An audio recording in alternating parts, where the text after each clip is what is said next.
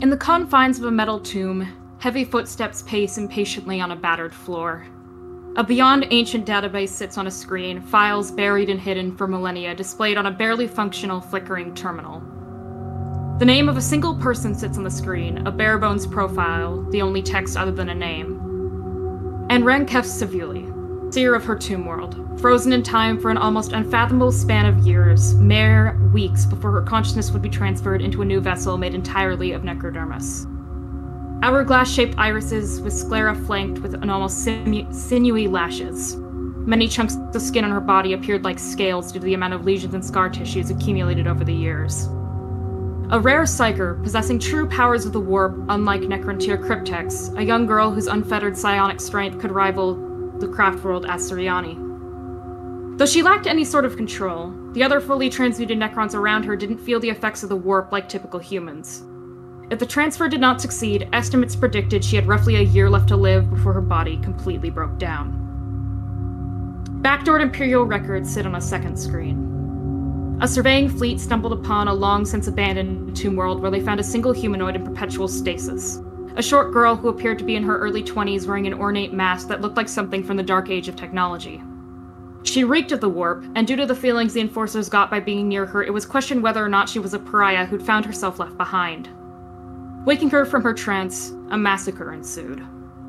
Pure, unfettered psionic power coursed through the air as the girl fought back, lashing at any Enforcer within the metal chamber, screeching at them to leave her alone in an ancient language lost to time. Eventually, the sheer strain on her body was too much, and she collapsed to the floor, along with a bloody pile of corpses, backing up her own blood and barely able to breathe.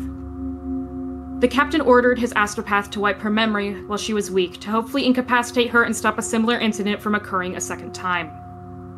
Staring blankly at the captain of the survey fleet, they dragged her back to their ship. A psyker like her would make a fine astropath for the Golden Throne. After all, she seemed fairly human.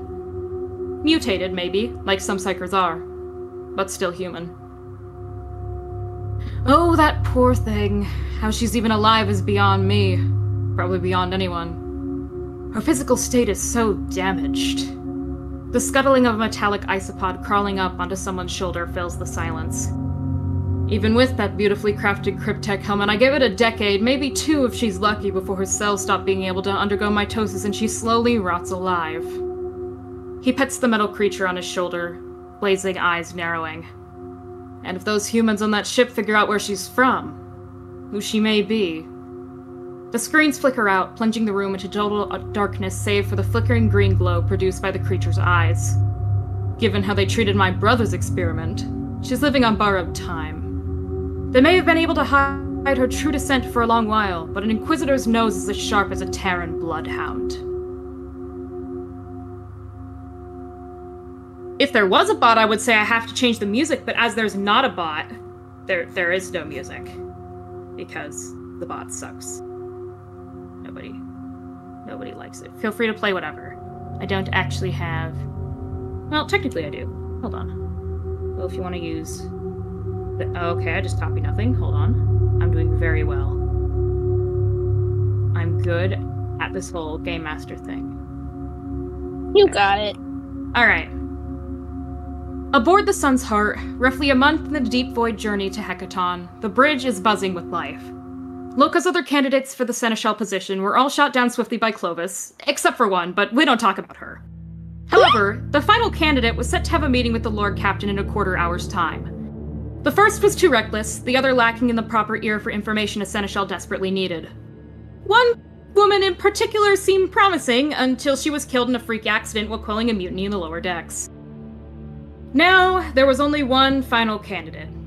A middle-aged retired bounty hunter who, after an unfortunate incident with a group of particularly brutal Xenos that made him lose all his limbs, was forced out of the front lines of duty while he physically and mentally recovered. His mind was still scarred, yes, but he was good enough at what he did. He had connections in many places throughout his old hunting grounds in Calixis, a nose for leads, and due to his recovery period was more than familiar with the administrative work required of the High Factotum. Heavy but distinctly new metal footsteps approach the bridge, and a certain Matthias Vandergrim enters. Skid, please describe the lad! Yay, the lad! I'm posting his art in art right now. Wow! If it If it loads, please iPad, please. There is no Matthias. Please. There we go. There it goes. There we go. So this man is tall, almost as tall as Ron in Ron's hunched over height. He's 6'3". Ron was well hunched over 6'4". He wears like really nice clothing. Like it's not. He's dressed rather finely, wearing a large coat made of camellia line. He wears a hat, which is absolutely fucking decorated in Xenos trophies, skulls, bones, the like, horns, which have been just stuck on there. My music stopped playing because my internet's dying. Cool. Both his arms and his legs are covered in, well, they're gone, obviously, but they're replaced with cybernetics, which are this dull, like, gold color. As soon as he enters, he takes off his mask, revealing these vibrant purple eyes and a striking, like, almost like lightning-shaped scar across the left side of his face, in which the pupil of that eye is constantly, what's the word for it? Constricted, and barely any light. It can't dilate. It's constricted. That's the term I googled. Yeah, he kind of like walks in, like standing up straight, hands clasped behind his back, very formal is the best way to put it. And he kind of like bows his head as soon as he enters the bridge. You see Loka kind of get up from his desk. Ah, Matthias, you're actually on time. Good job. You're already doing better than the first guy. Well, I'm always on time. What, was the last guy late constantly? No, the first guy was embarrassing. late. First guy. Oh. Lord Captain, Thanks. Meet the current last candidate for the position of Seneschal. I've got to say, I've sat through the rest of the candidates, and I'm not quite impressed. So, why don't you show me exactly why this Master Vandergrim is worth my time? At this point, I'll have to make do without a Seneschal. Enlighten me.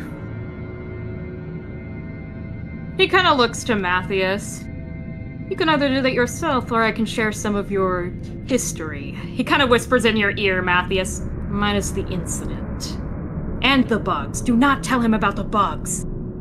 I will not tell him about the bugs. Either way, you can tell him about my escapades. Sure. The short of it is, Matthias used to be a decently skilled Xenos hunter, trained by his... He kind of thinks for a second. A parent. Parent? Okay, parent. Who owned a ship of his own. Their own? His own? Her own? What gender is your parental unit? Whatever. I don't actually know. Previous captain of a Xenos hunting vessel, before an unfortunate accident put him out of order for a while. Was the ship sanctioned by the Ordo Xenos or any legal apparatus of the Imperium? Yes, it was. Technically, the deed to the ship was owned by his parent.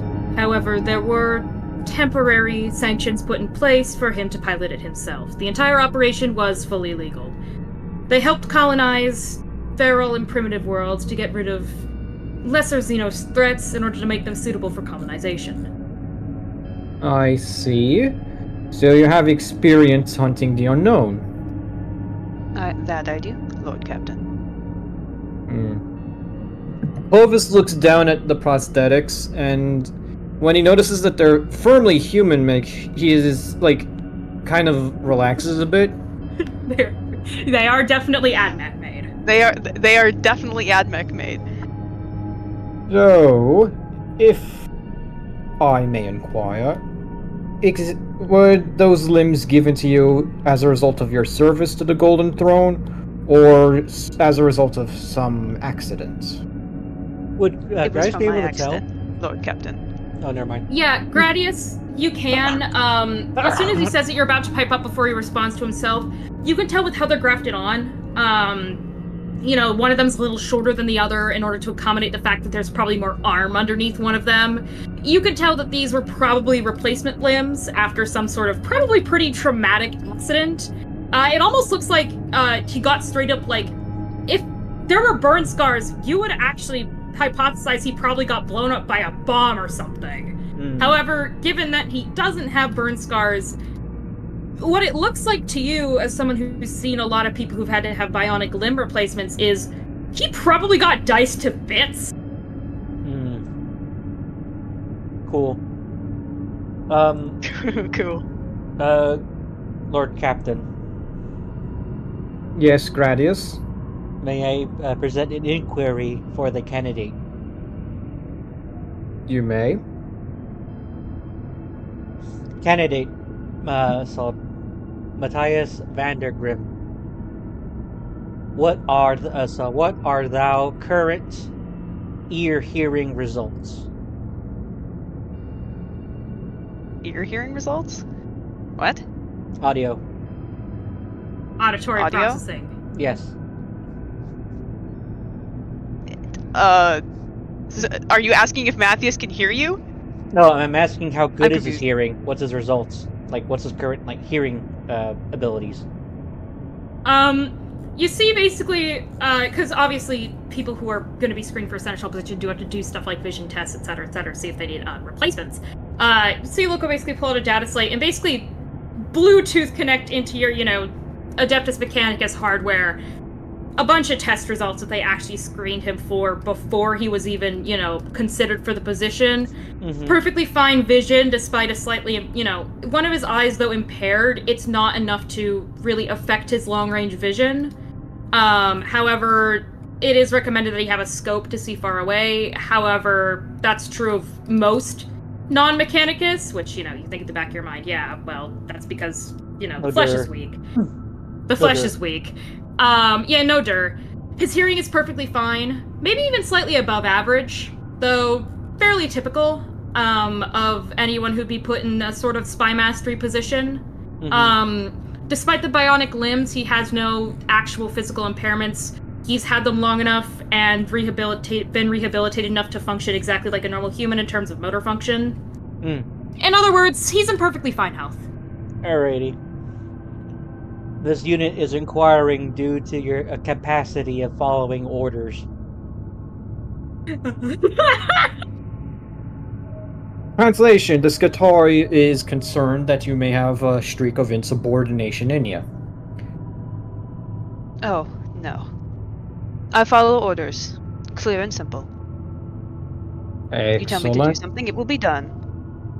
And I trust you can show proper amounts of restraint when I give you free rein to take initiative. Of course. Lord Captain. Excellent. Yes, Gradius. Color of eyes indicate Cadian descent.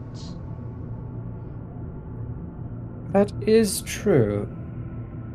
Master Vandergrim, are you from the Cadian Gate? I am not, Lord Captain. Interesting. The eye color indicates that you or someone in your bloodline has. Purple is normal. Lord Captain. Purple eyes are normally grounds for execution in Imperium, unless you are of Cadian descent. I can have a genealogical analysis of your familial line to verify this. Mocha kind of basically strolls through some data real quick. Yeah, it's not confirmed due to it probably being pretty far back in his genetics, and since it is a recessive trait not surfacing until now. But he kind of looks. No, it's pretty likely that a couple generations back, and I do mean a couple, he kind of pulls out like a genealogy chart. Great-grandfather, kind of far back, was in fact from the Cadian Gate. Excellent. No one's been there from his line from a long time, and that's the only one, but it's enough that the gene's in the pool. Planet no longer exists, so Cadians are officially a dying breed.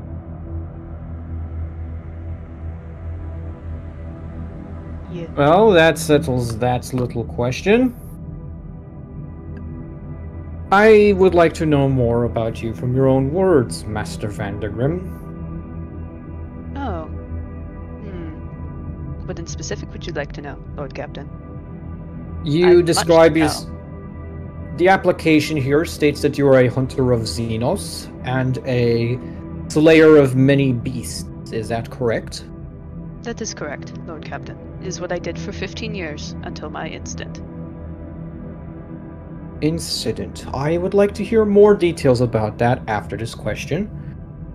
What would you consider to be the most dangerous creature you have ever hunted before? Probably the one that tore me to shreds, Lord Captain.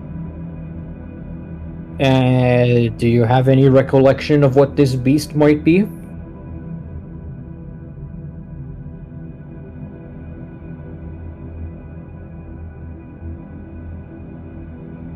Skid, didn't we agree that he vaguely could remember kind of the shape and some of the features, but has genuinely no clue anything else?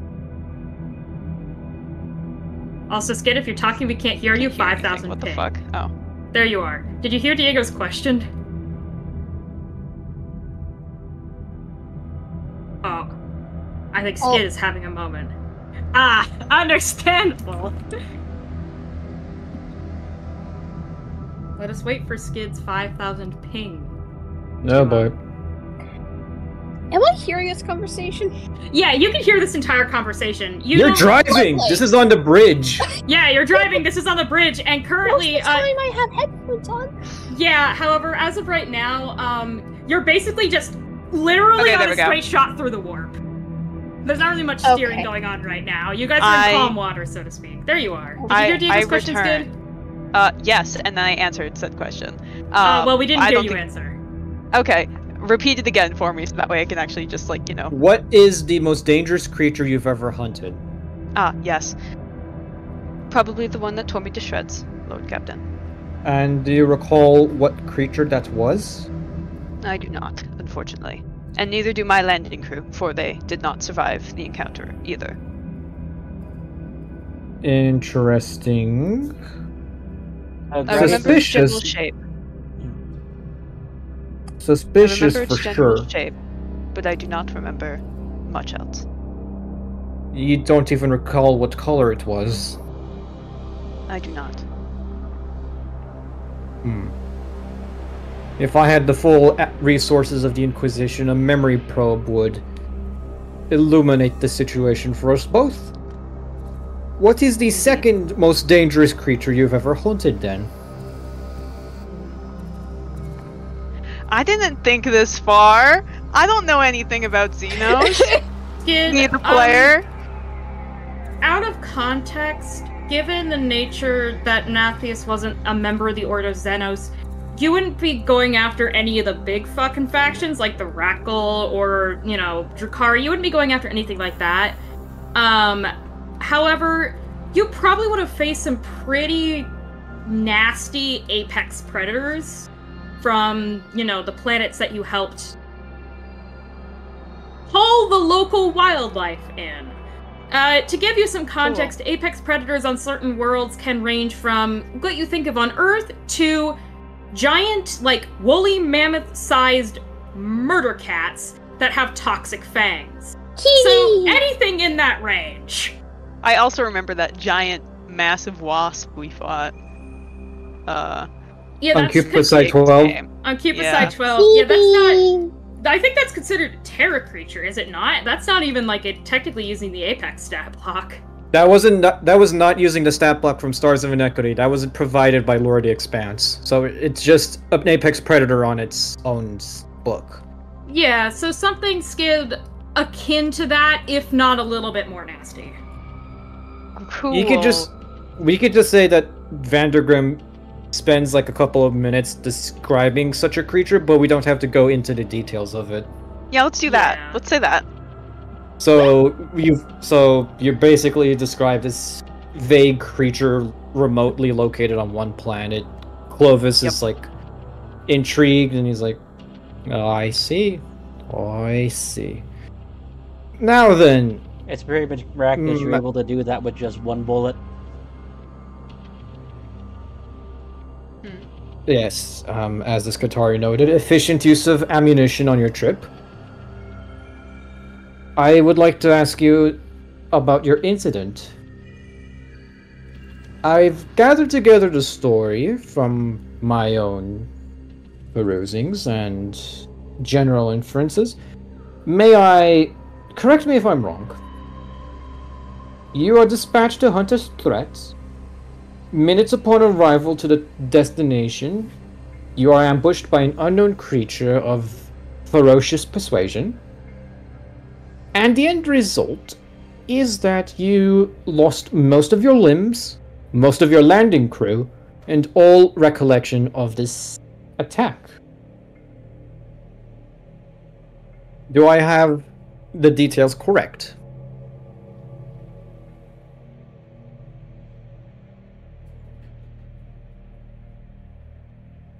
Skid, I think you have 5,000 ping again. Yeah. Yeah. Oh boy. Oh boy. Oh hey, Okay, Viper's failed to back. load track. Yeah, I just was checking. Alright, poor Skid. Yeah.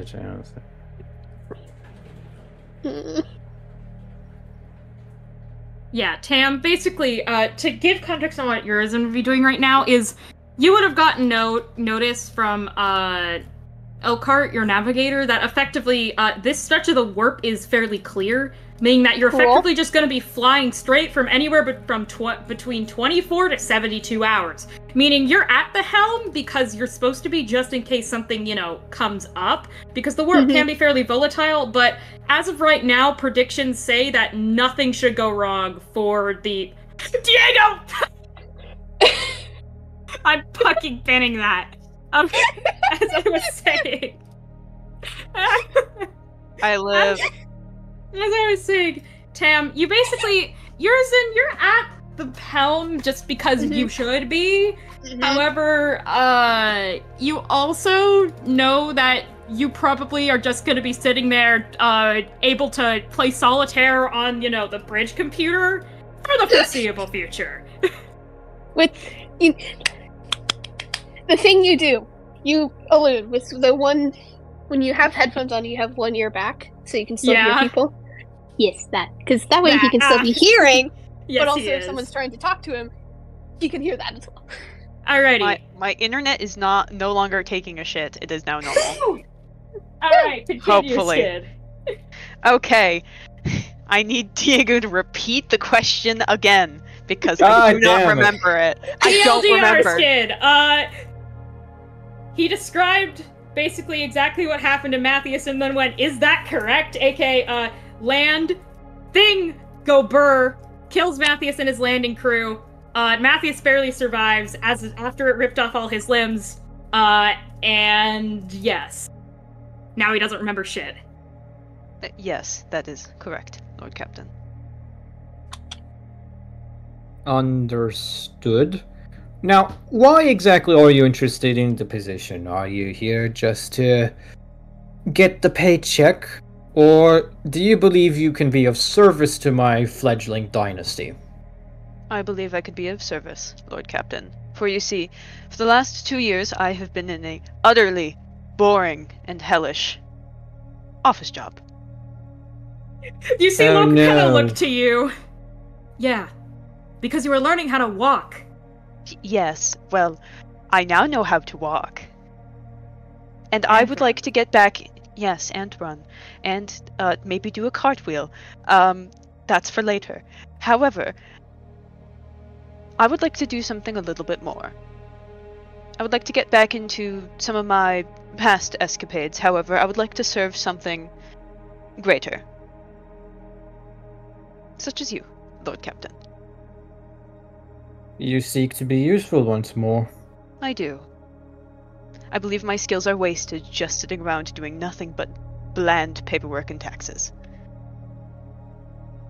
I can do them. You see Loka basically look to you and give you the most shit-eating grin. I mean, a few weeks ago you had to file casualty reports. Yes, that as well. Your predecessor was uncooperative when I gave him the chance out. So short-sighted was he in his own failings that he refused to see I was offering him a painless and honorable solution to both our problems. Are you going to be that disruptive with my operations again, I wonder? I sure hope not, Lord Captain. You show more promise than all the other candidates, excluding the one hopeful who sadly perished quelling unrest on the lower decks. I still have no idea how that corpse ended up in the water reservoir, but, well, that's the problem with the lower decks. You are too lenient with them, and they start acting up for attention. Clovis, Hopefully as you say that, you hear basically the sound of like heavy footsteps outside of the door as it flies open, and you see Commander Verdant, the man who runs the gun decks, and about 4 or 5 Mechanicus tech priests come in. Verdant's armor appears to have taken significant lasgun fire. Like, I'm talking, it's completely battered, though given its storm carapace, he himself seems mostly okay. And the tech priest Gradius, you hear them, they're basically, you know, letting off a constant distress calls in binary. They're really worked out about something, especially by AdMech standards, and you see Verdant basically give you the sign of the Aquila, Clovis, before bowing before you. Oh, God Emperor, forgive me, my apologies for the interruption, Lord Captain. There is an urgent situation on the gun decks. Has the unrest from the lower decks spread up to my cannon crews? No. It's a different kind of it. You see you kind of look to the tech priests. Well, there's 2 problems. First of all, you've got a conspiracy theory on your ship that you're harboring a Necron. Secondly, your engine sear's missing. You see the tech priest just kind of give a nod. V Centaur's entity is unaccounted for. Servitors and all non-Skitarii followers of the Omnissiah have been searching for her. No whereabouts are known. Yeah. Clovis just stands there, like, how far are we into the warp travel to our destination in Hecaton? You see, Verdant kind of look to the tech priest. The tech priest kind of look back to you. They all just kind of sit there, and Urizen, yes. You know for a fact you're about Help. a little over halfway there, if not more. You're like a month away from Footfall. A month? In either direction. Okay. Problem. No engine sear, no warp translation. No warp translation, we overshoot our target and are stuck here in the Immaterium until someone pulls us out. Or we get eaten by Slaneshi fuck crabs, I don't know. You see him pull out his Ripper pistol and like load a round in the chamber. A Necron on my ship, I would know. I will brook no such insubordination or accusations. You see, Vandergrim? Verdant kind of, just Yes, let out a Lord long Captain. sigh. It seems like there's only one guy who's fully convinced. However, you see him kind of, gesture to his storm carapace, very irritated. I told them exactly what you did. The insubordination wouldn't be tolerated. And the guy at the head of the mob proceeded to say that I was in cahoots with you and the Necron that is definitely not on your ship, Lord Captain. Currently, I believe the Skitarii are containing the problem. However, the starboard gun deck is currently compromised. Several points there. 1, you are in cahoots with me, you work for me. Exactly. 2, there is no Necron on my ship, and if there is, he will be dealt with swiftly and in accordance to the God Emperor's mercy. You see the And tech priest three. You see the tech priest basically pipe up, Sir, in the manifest there is in fact no Necron entities on your ship. Obviously, the accusation is that I'm hiding one, tech priest. I'd rather shoot myself than let such a alien presence sully my ship. Master Vandergrim. Yes, Lord Captain. I am not in the habit of trusting those who have not earned it. Consider this a trial run. Prove yourself in these coming hours, and the position is yours. Alright. Excellent. Urizen, Yes, sir. I would like you to accompany me. If any sedition reaches the bridge, I want to make sure that no one can actually fly the ship while I'm not on the bridge. Understood. The Skitarii tech priest... Gradius. My helmet rotates in your direction. The engineer is missing. I believe it is in our best interest that we recover our missing friend. This unit agrees with that assessment. All right then. Commander Verdun. Yes, sir? How many mutineers are there in total? Do we have an exact count, or do we know at least which areas of the ship have been compromised? We know exactly, thankfully, which areas have been locked down by your Skitarii Alpha's men. Currently, the head of the mutiny sits on my very own gun deck after kicking me out rather violently. The only other pockets appear to be a couple of small areas right nearby. I believe one of the sleeping quarters has also heard of the rumor, however, they thankfully have enough brains in their skull not to believe it. Excellent. My plan of attack is this. We go and investigate the quarantined areas ourselves, investigate these rumors of... Clovis just turns around. Your Skitarii are capable of bloody sneezing? Lord Captain, I believe lift there up my is helmet a human slightly. face underneath there. I slightly lift up my helmet and I go, I'm allergic to all this heretical bullshit. Sir. I don't buy that, but I appreciate the thought. Do we know who exactly is spreading these false accusations? Just a nobody of the decks, or is it a junior gunnery officer? Nobody of the decks. One of the men who I normally is just there to transfer ammunition and act as an errand boy between our side of the ship and the port side. However, apparently he decided he was tired of his position, and he kind of gestures vaguely to the starboard side of the ship. That. Alright, so theories. He's compromised, indoctrinated, or made an unwilling agent to the enemies of the Golden Throne. Or, quite simply, he's being paid off by a rival of mine to stir up trouble. I'd like to see what these accusations are based upon, Lord Captain. The accusations are based on the sins of my predecessor, who I regrettably failed to execute. You see, Verdun kind of like facepalm. You are exactly correct. Why the lot of you never bothered to report him is beyond me. However, such things are in the past, and bygones must be made bygones in the interest of creating and establishing a trade dynasty worthy of the Golden Throne. Take us to the gunnery decks.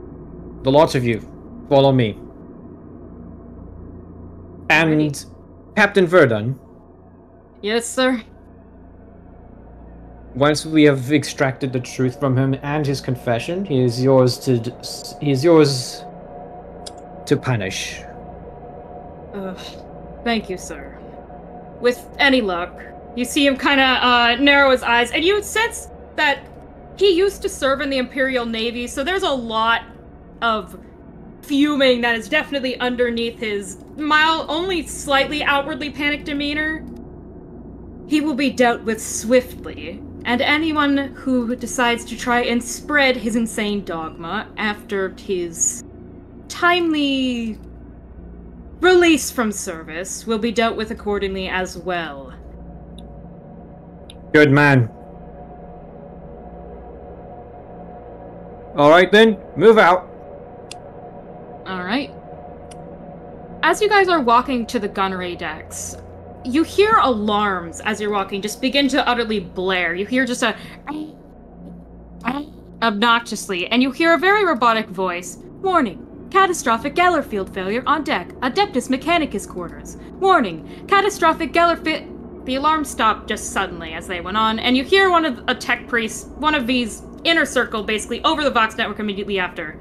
There was no cause for alarm. The warning merely sounded due to a brief fluctuation in power. Please do not worry, the Omniscience machines are still working as intended. Our apologies for the concern. I don't trust that. Am I able to decipher that they're just saying everything's fine when everything's not fine? You can assume it's probably a combination of multiple things, because as you guys hear in Everything is Fine broadcast, I would like everyone to please make me a willpower save. Okay. Ooh. A willpower? Oh god. 42. The willpower Trust me, nothing is bad actually quite happens low. if you fail it, but, Oh, hell yeah! I failed mine. Oh, God. I don't have the highest Oh, willpower. never mind. Everyone Wow. other than Matthias. You don't feel anything really. You feel kind of like a weird chill wrap your spine, but you don't hear anything else. Matthias, you immediately are bombarded with help, help, oh God. Basically the screaming of like hundreds of astropaths in your head all at once. And then silence. You basically collapse to the ground in horrible psychic pain, as basically you hear the entire astropathic choir screaming for help before everything goes silent. Master Vandergrim, is everything alright? You see him kind of like stand up and like dust himself off, and he kind of just looks directly at you and he goes, I think there's something wrong with the astropaths, Lord Captain. I've never heard that many scream that loudly before. Or that desperate. Clovis, like, pinches the bridge of his nose. Oh, cock. Alright. Mutiny on the gunnery decks, Geller field failure, or astropaths? He sort of strokes his chin. The Skitarii can contain whatever situation is going on in the gunnery decks, and I'm certain that the Geller field failure is a lamentable break in power, nothing more. I believe the astropaths must be checked out first.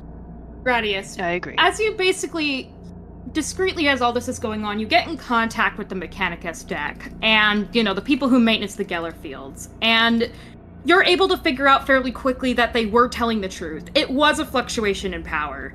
There was effectively a temporary, a ship without an engine seer also means a ship without the person who knows the most about the plasma power generator. What it looks like is there was just a slight overload in power being diverted to the Mechanicus decks, which caused a temporary fluctuation, enough that the alarm started screeching, but it was in fact immediately tampered under control. However, you know from experience that that's a ill omen of something to come, because if that's not gotten under control by someone who knows what they're doing, aka your engine seer, within probably about a week of time in the warp, that could lead to catastrophic failure all over the ship, instead of a temporary thing that can be fixed by a simple power diversion. I relay this information to the crew, to the retinue.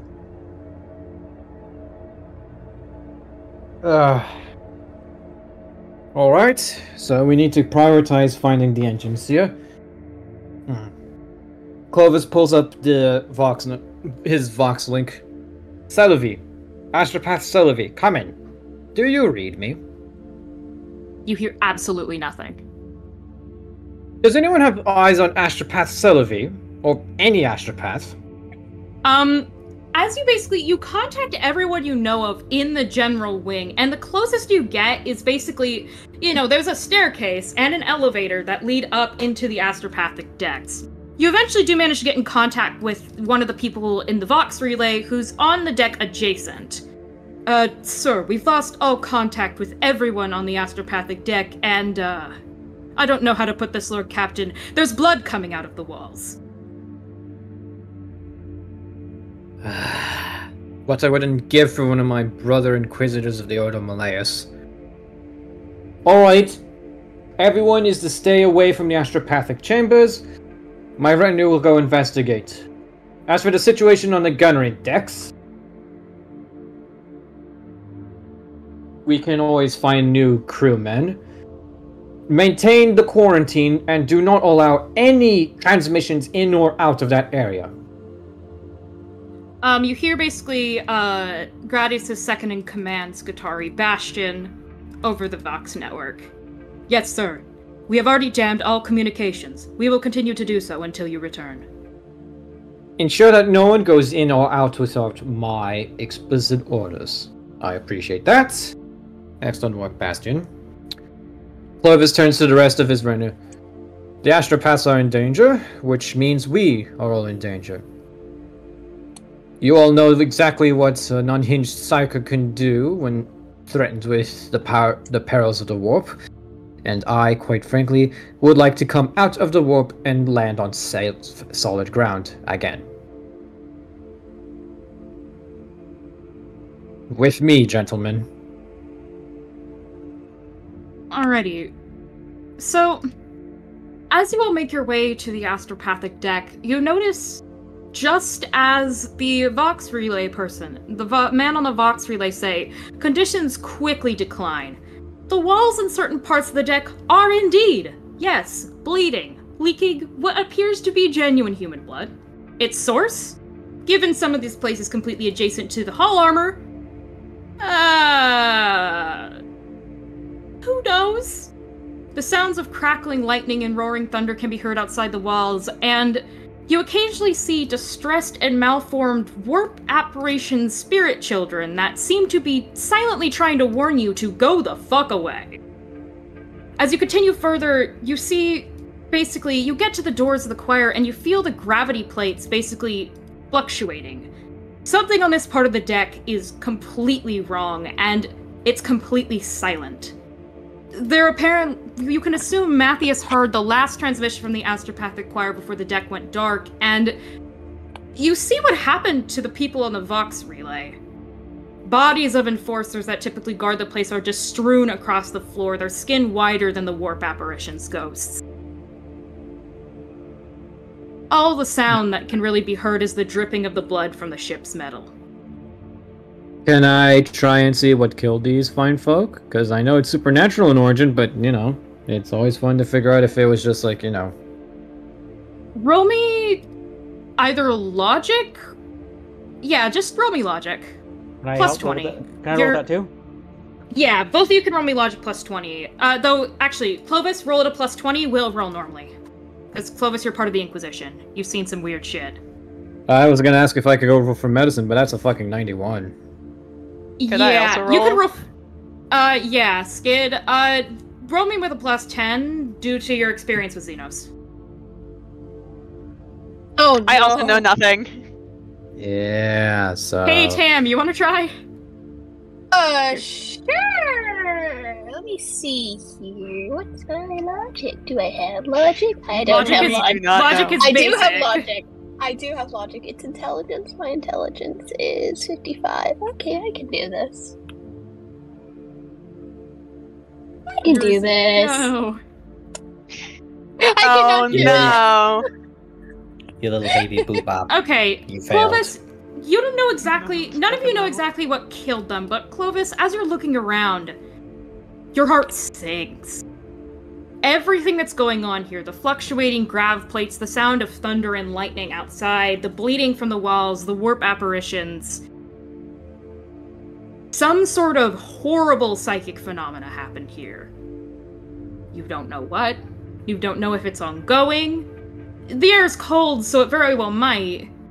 But what you do know is something catastrophic happened here. Probably quickly.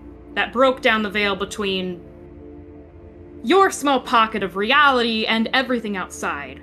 The fact that you're even able to stand here shows that it's been restored to a degree. However, the fact that there are still some of the effects is not boding well. You can assume that these men died from straight-up warp shock. They witnessed something they shouldn't have, and they just died from system shock. Complete systemic failure upon being exposed to the warp. Any survivors? Not that you can see. They're good, there won't be any. I stomp all their heads. Alrighty, yeah, they're all very dead. No chaos creatures are, gonna be possessing those bodies, that's for sure. I appreciate your thoughtfulness, Skitarii, but right now, we have bigger things to worry about. Ripper pistols out and ready. I am about to open these doors. If there's a fucking demon on the other side, I want all of you to shoot. If any of you die with your mags still full, I will personally see to it that your corpse is recycled and fed to my dog. Do you have a dog, Captain? Matthew says he pulls out his bolt gun. I intend to get one. Oh, that sounds lovely. Gradius is more so confused by logic. If your dog can eat metal, but he's such a professional soldier. You have flesh under there. He doesn't care. Alrighty. So you open the door to the Astropathic Choir, and you're met with the sight of every single Astropath lying catatonically unconscious on the floor. They're alive, but out of it. In addition, basically every single Astropath that you know or vaguely know has divination abilities are mumbling in their catatonic state cryptic words relating to daemons and chaos. Whatever happened here has plunged all the Astropaths, probably right after they all started screaming, into a catatonic state, probably to protect their souls from further scarring. In addition, whatever caused them to be this way, given there's not any demons or anyone conscious, is probably long gone. Or short gone. It didn't take you very long to get here, but it's not here anymore. I just got this ship. Lord I just Captain. got this ship. Yes, Master Vandergrim. If the perpetrator of this has somehow left the choir, I believe that we should try and find any security footage to see if we can find who did this. Gradius is immediately going to deploy Murphy. And, Murphy! Yes, Murphy. Basically he's a going to dog. deploy Murphy, and he's going to have it do a quick scan, and as Gradius is going to approach in interface with the technology here. Yeah, you managed to find a cogitator terminal that you can quickly plug yourself into and snap the security footage. What you see is disheartening, to say the least. You pull out the footage, and I'll let everyone else make a search test to find other things in the area. But Gradius, Cool. as you spend your time basically plugged into the system, you see what appears to be the engine seer, roughly 20-30 minutes ago, which is about the time when all this started, walking to the choir, basically talks with the enforcers. It's hard for a Mechanicus to look more serious than they do on a regular basis, but all of her mechadendrites are completely stiff. Whatever she's here for, it's probably very important. You see her basically walk into the Astropathic Choir, in which there are no cameras due to the fact that the psionic influence would make everything pretty much impossible to read anyways. And that's when everything goes to shit. As she walks into the choir, about 5 minutes of footage later that you speed through as nothing happens, you see a catastrophic burst of light. Blood starts pouring out of the walls as the camera grows all staticky. All sorts of warp apparitions flash on the camera as you basically see motion detectors going off or no one is moving. You watch all the guards basically lock up and fall over. That explains where they went. As the camera just basically eventually fills with complete static.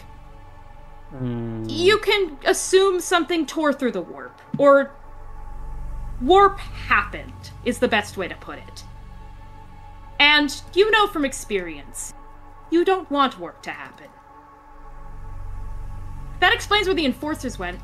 Warp bad. However, you see that the footage restores after about 10 to 15 minutes of pure static. There's no sign of V. She's gone.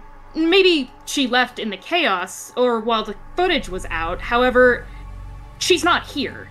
You don't find her among the dead enforcers or among the astropaths. You'd obviously be able to spot a lone Mechanicus. Right. And you didn't see her leave. Now, you can assume that she probably was not, thrown into the void, as it doesn't appear anyone else was. However, you don't know where she went. You saw her walk in, you saw everything go to shit about 5 minutes later, and you didn't see her leave. Everyone else, please roll me a search test. Cool. Fun! I don't have the best search. Perception. I have it at basic. Shit! I also have it at basic. I think we all have Boy. the basic. Yeah, I don't know. Oh! Nope, never mind. Nope. Nope. If it was at full, I would have made it, but no. If this was scrutiny, I would have made it. I mean, if you guys have scrutiny, either works. Oh, shit. You could have told me that scrutiny would have worked, because I would have gotten that. Oh. Yeah, I well, also then got it I'll if let it was you both scrutiny. get Oh, it wait. then, so... Oh, wait, never Yeah. mind. I don't have scrutiny, so I didn't get it. I do get scrutiny? it. I do not have scrutiny. No. Alrighty. Skid. Me. Matthias, as you're looking around, you find a very, very well-crafted, high-quality, streamlined one of these mechadendrites lying on the floor. Wires and cables revealing it was probably directly ripped from her cybermantle. Okay, great. Matthias, he kind of he's searching through everything, and he kind of finds it, and he pauses for a moment, and he looks back to Clovis and Gradius, and he's not gonna touch it. He's not an admech. He feels bad touching it, but he kind of just looks at them. I believe I've found one of V's mechadendrites. Detached. Oh, hells.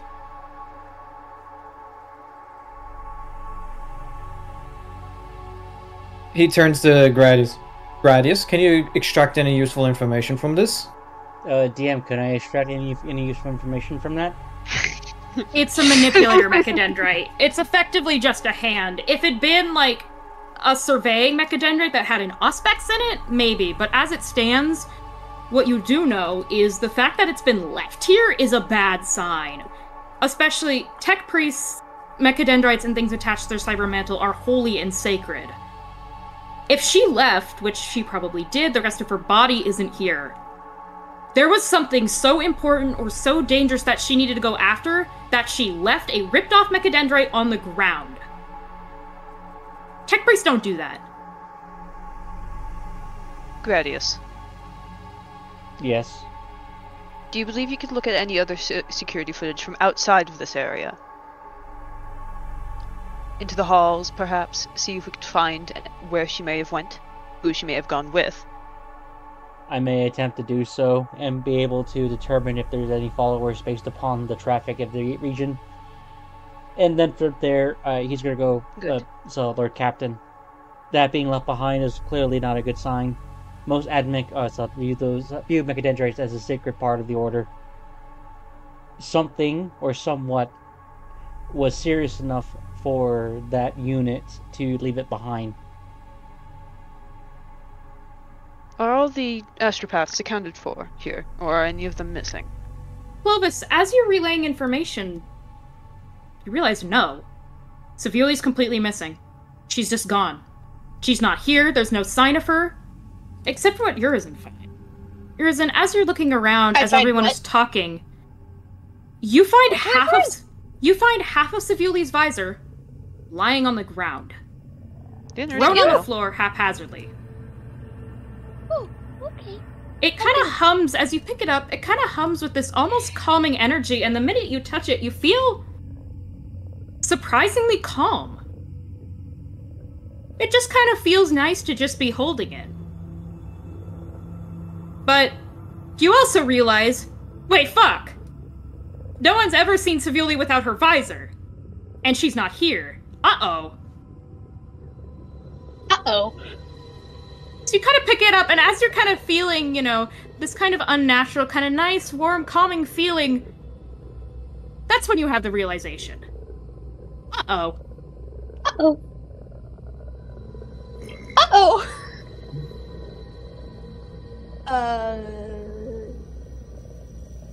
Captain? Yes? That was a weird amalgamation of ZZ and Yurzin. Anyway,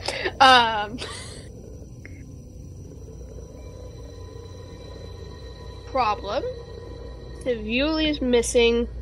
Her visor's here. Half of it. Not all Half of it. Half of it. Part of it. It's kind of hard not to notice a astropath running around, so hopefully we can still salvage some sort of.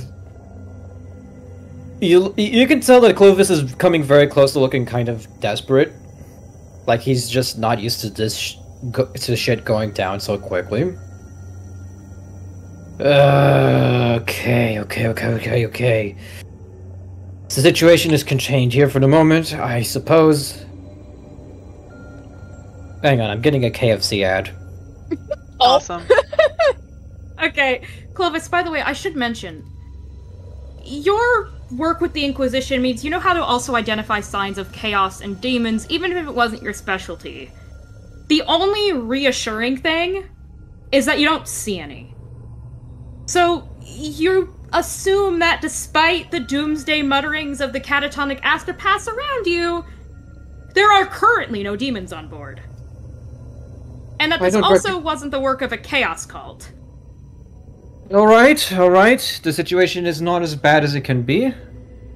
No evidence of chaos cults or demons at play, so this is purely mundane sabotage. And Clovis, roll me Forbidden Lore Heresy, by the way. I've definitely got that. Let me check the number on that. I like how Diego became Texan as soon as he said that. He's getting his Forbidden Lore Heresy, eh? I don't like that heresy, daggum. Oh my god. Zeus, I'd like to re-roll that. Yeah, please do. The dice bot's such a hater. The dice bot. Hell yeah, there we go. better. Alrighty. As you're kind of looking around, you start to piece things together. Warp phenomena, no sign of chaos, the Geller field's not fluctuating here, but somewhere else. The residual warp spirits. This wasn't done by chaos. This was done by a renegade psyker. I don't like the sound of that. This is likely the work of a lone wolf. A rogue psyker. Which means... Sanction Redactus all around, everybody. Yay. We're hunting a witch. And with one astropath missing. There's no evidence that Selovi is our saboteur. She has proven on conclusions. However, it seems like the only thing that could be happening, Lord Captain. Unless a witch has manifested amongst one of my crew. Selovi has proven to be loyal in the past, which means we ought to ensure that we verify that I'm going to restart that sentence. We have to verify whether or not our psycho astropath is a traitor. And what better way to look for traitors than to listen to the one who speaks of nothing but to his flock. Everyone to the gunnery decks. This seems like this series of coincidences started here in the deck, and I believe we shall find answers there.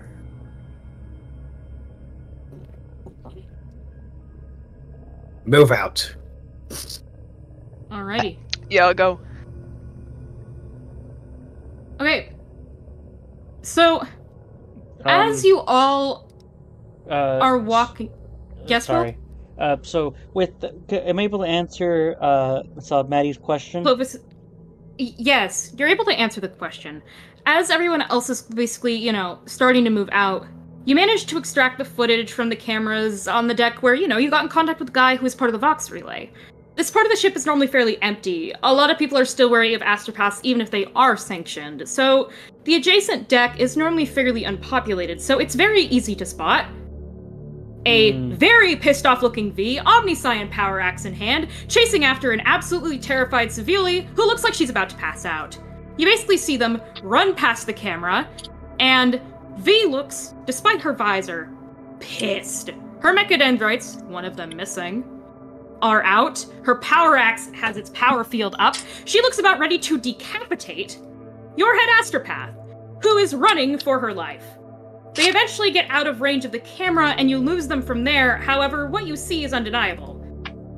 A very, very pissed Engine Seer, chasing after a absolutely batshit terrified Psyker who does not appear to currently be fighting back.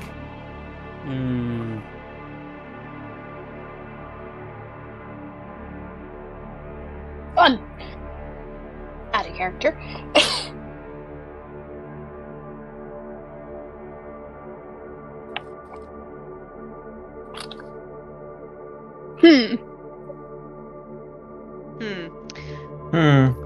What have you found, Skitarii Alpha? Our engine seer was chasing after our astropath, so much so that with seemingly fury, she left the mechadendrite behind. That is unusual, and does not bode well. What is it with my rank and file subjecting themselves to insubordination and infighting so quickly after leaving port? No matter. Matthews thinks about how this used to be Admiral ship, but chooses to say nothing about it. That's probably smart.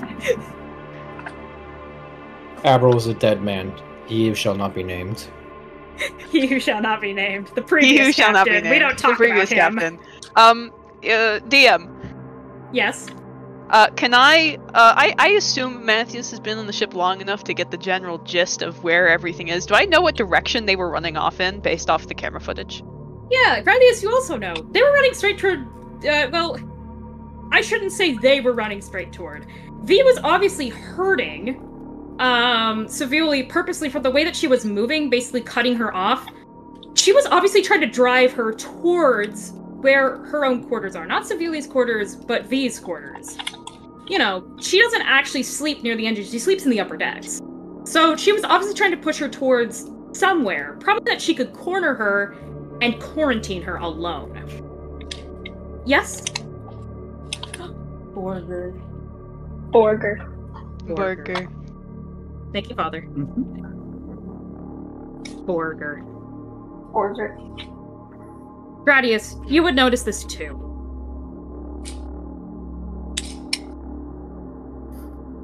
I recite the information.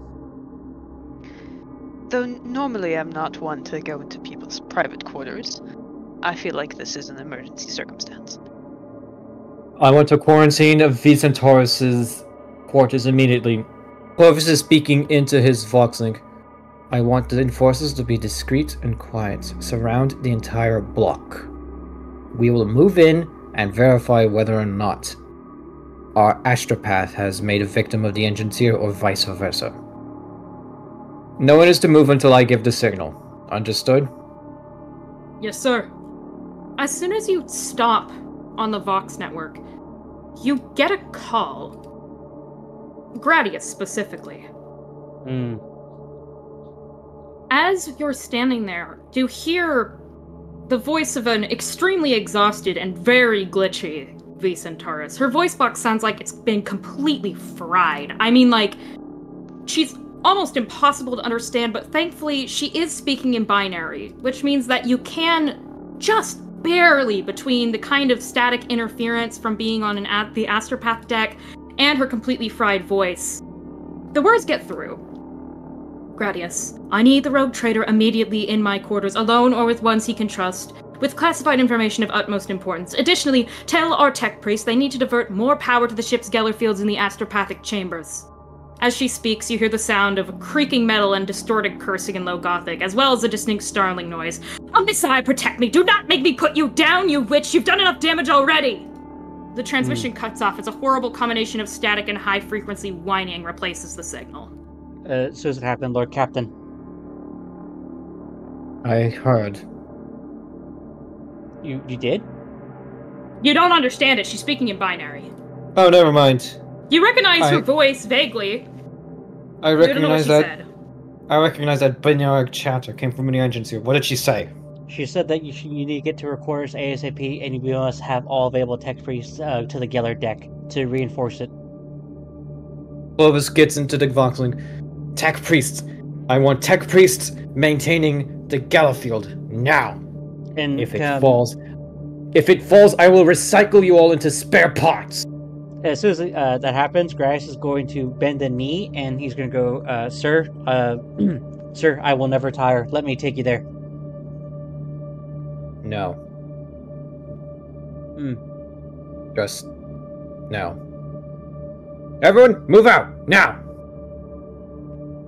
Skid DC! Woo! Yep, Skid DC'd again. Oh, we hate to see that.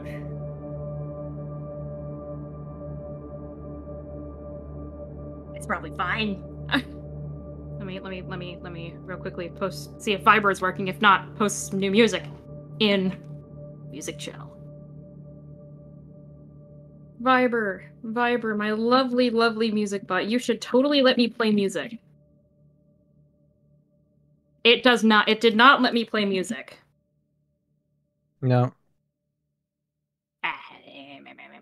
It's fine. Do we have any update on Skid is the question, because this does not look like... No, she's offline.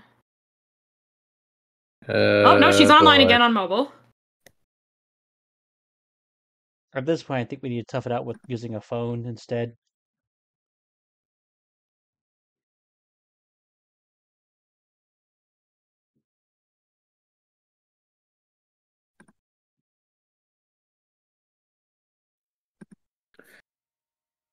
Oh boy, the universe conspires against us, my friends.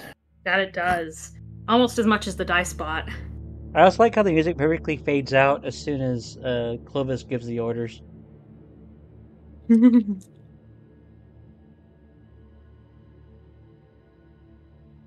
There you are. Hi, Skid. Hi, I return.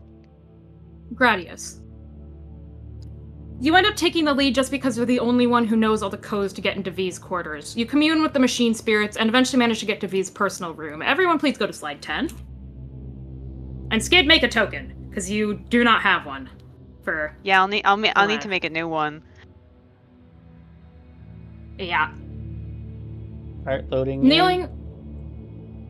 Kneeling with an authentic Omniscion power axe leveled to her neck is a bloodied and half-unmasked Sevuli. Her one visible eye burns with a mixture of fear and feral rage, however she sits completely quietly and perfectly still. Her eye itself is enough for one to be immediately taken aback, as is the condition of her skin around it. Her entire sclera is an inky black, with an almost hourglass-shaped iris and missing pupil. The bright orange iris occasionally rotates and twists in a perfect circle, as if resetting and timing some unknown phenomena. The skin on the side of her face, usually covered by metal, almost resembles scales, scar tissue, and scabs, making her resemble an alien more than a human. V stands over her, almost completely motionless, mechadendrites restraining her on the floor, power axe held as an obvious warning sign, and if she does so much as flinch in the wrong way, V's gonna cleave her head off with one swing. She turns to you, Clovis, and temporarily powers off her axe. Lord Captain, thank you for coming, and please, I ask you excuse this. She kind of gestures to Sevuli. Will someone bloody explain to me what is going on? I've had rumors of heresy floating around my ship, a Gallow failure, a room full of unconscious astropaths, and now I see this.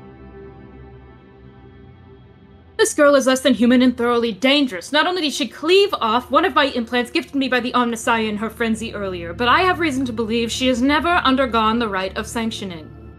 She is also irrevocably related to the Xenos behind Ron's legs and all the strange technology and metal that has been found across the ship.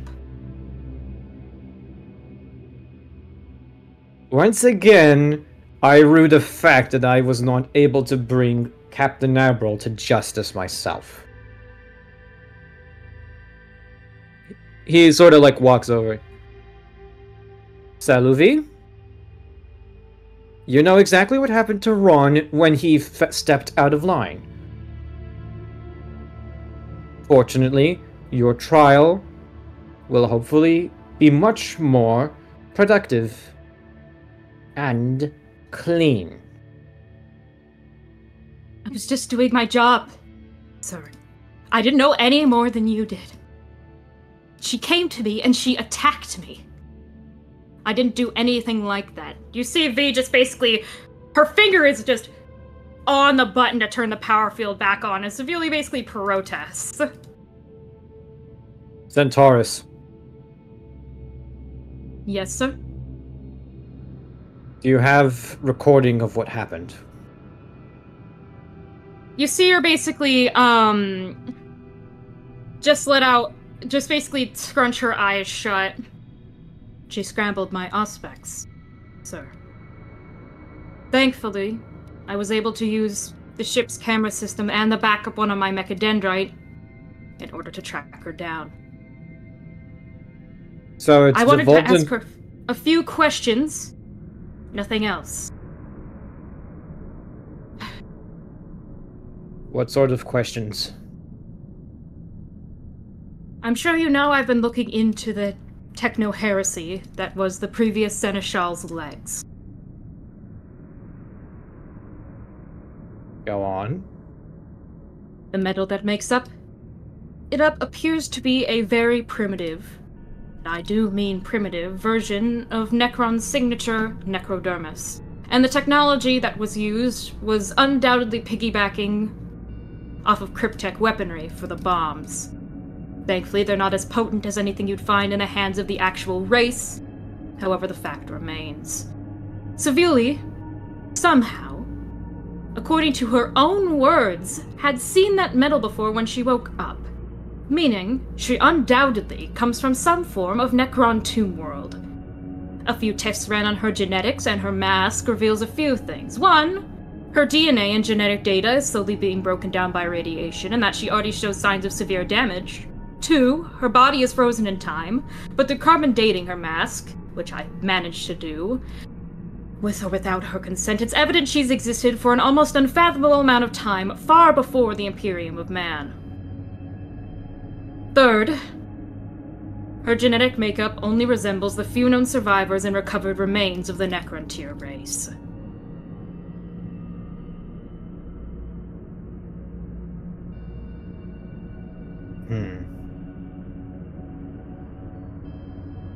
Sophie?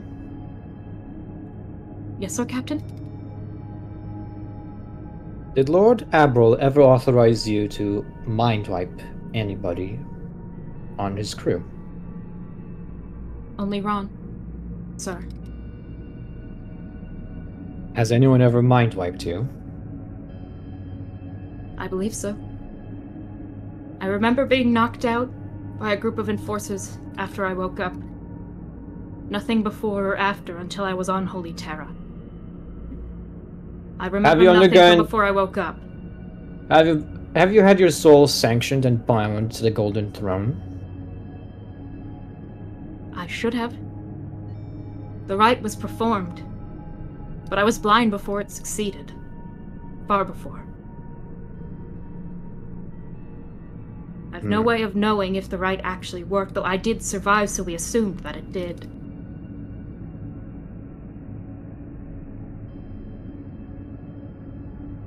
Centaurus.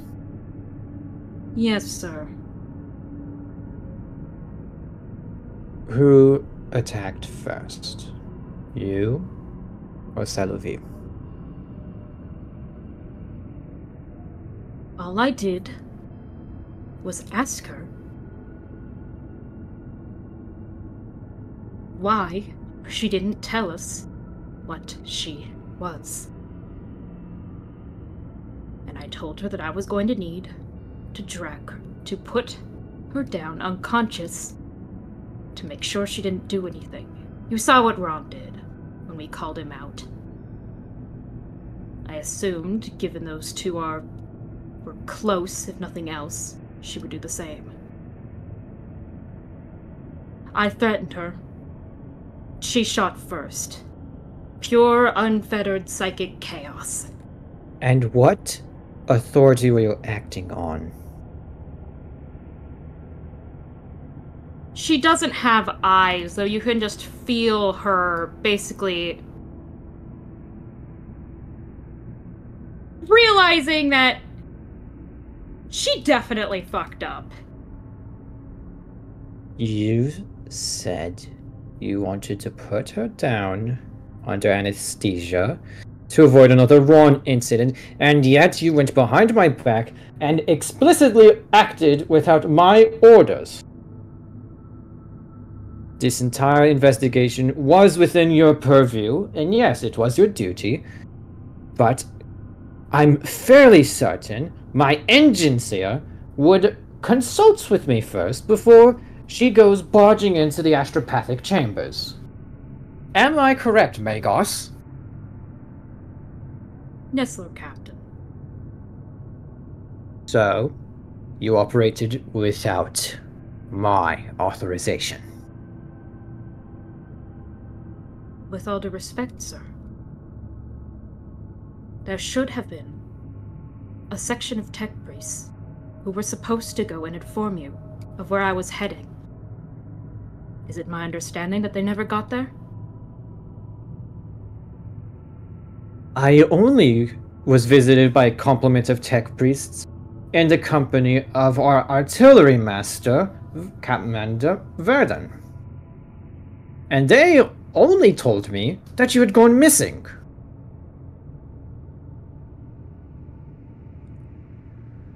You can tell that, basically, Gradius, you basically hear her let out the equivalent of a Windows error. She's genuinely confused. I could have sworn I sent the 3 of my men, my own Magos, to tell you exactly where I was going. I'm going to speak in binary toward her, but going where their names. She basically lists off 3 of who you know are a couple of her, basically a couple of the few tech priests who are also allowed to work with her around the engine room. Mm-hmm. You don't know exactly if they're accounted for, but what you do know is they definitely never showed up. I confirmed that the 3 that would work close with her, to our Lord Captain, that they did not arrive. Grass is going to chime up. It goes, Lord Captain. Yes? Whatever enemy or rival that is aboard the ship, you understands that there's something within us, that they are further sowing discontent. Due to what happened with the previous Seneschal, this unit believes that something has happened, so that when the messengers were intercepted, it would lead to another similar situation. Someone or something is trying to chip away at your workforce. Stand down, Centaurus. You see her basically put the axe back in its holster and release Seville, who basically looks to Urizen. I need that back. Tam, you're muted. Yeah, I know. I left my phone in another room. Sorry. What? Seville just looked at you and told you she needs something back from you. You can assume she means her mask. The other half of it, that is. Excuse me, ma'am? The mask. I need the visor. Oh, yeah. Can I give it to her, Captain? Yes. From what I understand, this entire incident was caused because Centaurus was acting without my orders. Orders which, apparently, could not have been given because her messengers disappeared on transit. Rather than inform me herself in person, she decided to send out 3 flunky technomats who have disappeared. Lovely. Selovi. Yes, sir? Is it true that you have no recollection of your past or your connection to the Xenos threat that we are currently attempting to contain? If I'd known, I wouldn't be here. I would have turned myself in forever ago. I knew something was wrong with me medically. I know what the mask does. It slows down my aging. I don't know anything else. All I know is I woke up with the Archaeotech on. And I know it's important. But I didn't know anything of what she accused me of. I swear by the God Emperor of mankind. If I had known, I would have said something far before it came to this. Enough! Selovi. You are guilty of the sin of ignorance. However, you have acted in the interests of the Lord Emperor for quite some time. And more importantly, you have been a very useful asset. And I am still convinced that you are, perhaps, my single greatest asset against this enemy. You will not be executed. For whatever it is you are, you represent, quite honestly, a worthy investment.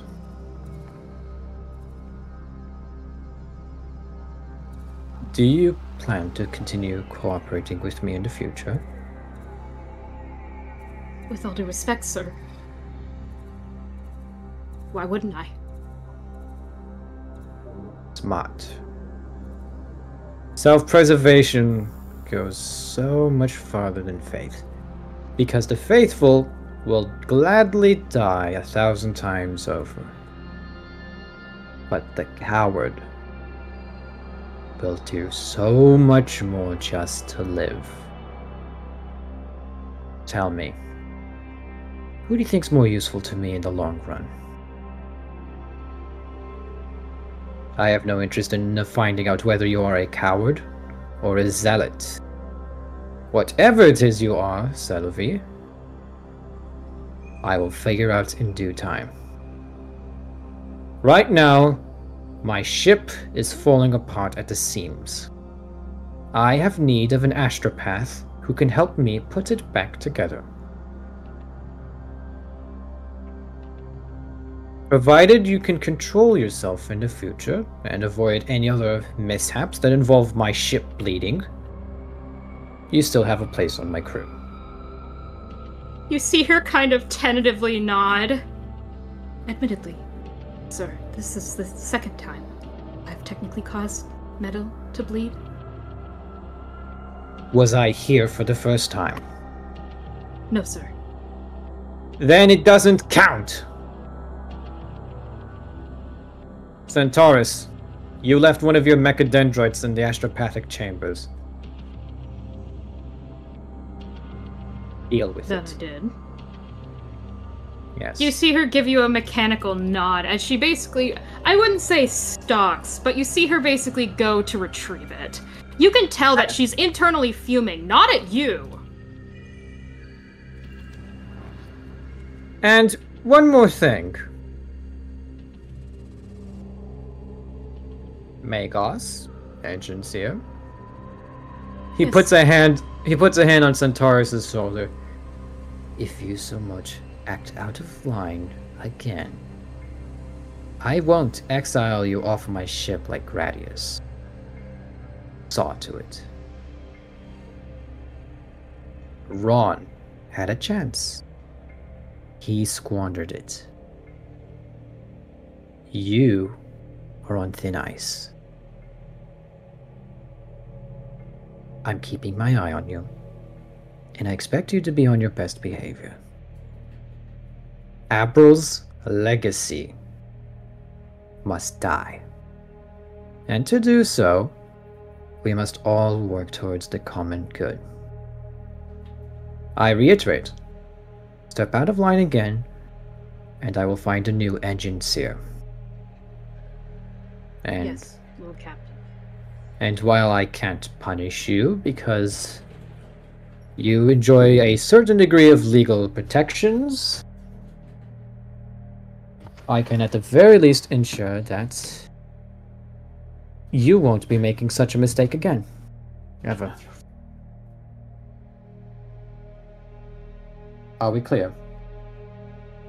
Perfectly. Good tech, priest. He slaps her on the back and turns to the others. Gunnery tech, now! Understood, Lord Captain. Celebi? Yes, sir. Hunker down somewhere secure for the time being. You see her kind of slip the mask back on, and you didn't realize how cold it was. And Urizen, it suddenly makes sense. That archaeotech does more than just slow down her aging. It's what's actively fettering her psychic power. By accidentally knocking off her mask, whether intentionally or not, that calming feeling that you felt, Urizen, to a psyker you realize, it'd keep them calm, their emotions completely steady, which is how they control their psionic energy. That mask isn't just keeping her alive. It's keeping everyone around her from accidentally dealing with her launching everything at unfettered strength. The fact that it was knocked off in combat is what caused the ship to bleed. Fun!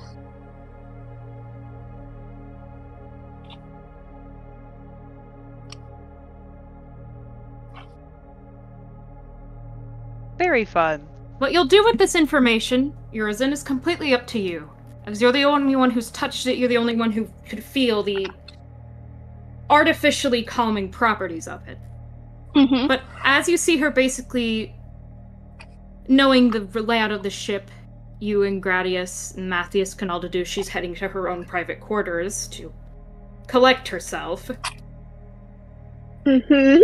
You immediately put two and two together of exactly what happened. V went to question her. She freaked out slightly after what happened to Ron. The mask got knocked off. Her mild panic turned to extreme panic. And, well, you personally saw the aftermath of the rest. Yeah. I would say Matthias gives kind of like severely like a glare, like you're on thin ice look, but he currently is wearing his mask, so you can't exactly see what expression he's making. It just turns to watch her leave. Yeah. Menacingly. Menacingly, he just turns to he just watches her leave. The guy could easily pull double shift as a witch hunter if he wanted. Let's be honest. That is total Vandergrim right there. Mm-hmm. Yeah, honestly. He could. He's down. He's so down. Unfortunately, his Lord Captain has already made his decision, and he's not one to go against said decision. He has 3 brain cells. Do you know how many that is? That's a lot compared to Ron. That's a lot compared to Ron, because Ron had like 1. That's also a lot compared to me. I have 1 that I share with Eloon, and Eloon has it.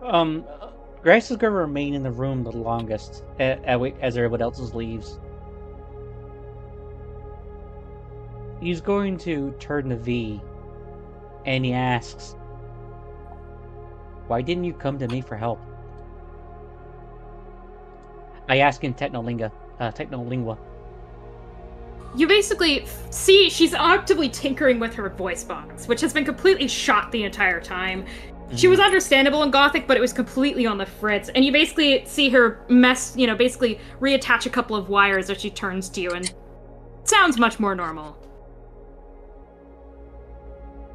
You were busy. I thought you were dealing with the mutiny in the lower decks by then. The rest of the Skitarii have been hunkering the place down. I assumed you were with them. I'm a cerebral skull away.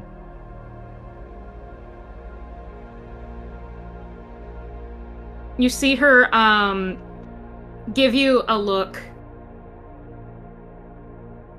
Figured out a thing or two about you as well, Gradius. But that's a discussion for later. You know, the astropath can't see you, sir. So what? I only serve the Omnissiah. You see her kind of, you can see, basically, physically hear gears grinding in her brain. You know, like her cogitator basically whirring in her brain. I'm not questioning your loyalty to the Omnissiah. And I dare not tell the rogue trader everything I found after what he just did. You're either blank, or there's something more to you than meets the eye. If an astropath can't see you, you have no soul. It's not unheard of, especially amongst us. However, be careful. If the Lord Captain were to ever try to remove you from the ship in a violent way, I'm still on your side. Don't jeopardize your job. Your Skitarii would arguably be lost without you. If he abandons me, I'll fly back to Holy Mars and live out my duty there. I'll have potentially maybe join a recon fleet. Work on a different ship. I'll keep in touch, of course. I'll be sure to arrange a potential path should you require it, and I can conveniently look the other way. Truly. Go deal with the mutiny, Skitarii. We don't need both Adeptus Mechanicus on this ship, on the Lord Captain's bad side. Whatever you discovered, we're going to have a nice little chat. Gradius, please.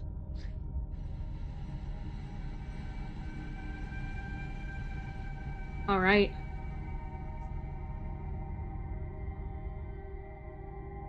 So, as you make your way to the gunnery deck. For context, everyone else has their best friend, but this is basically the closest person Gradius can consider a friend on the ship. So, yeah. Noted. Mm-hmm.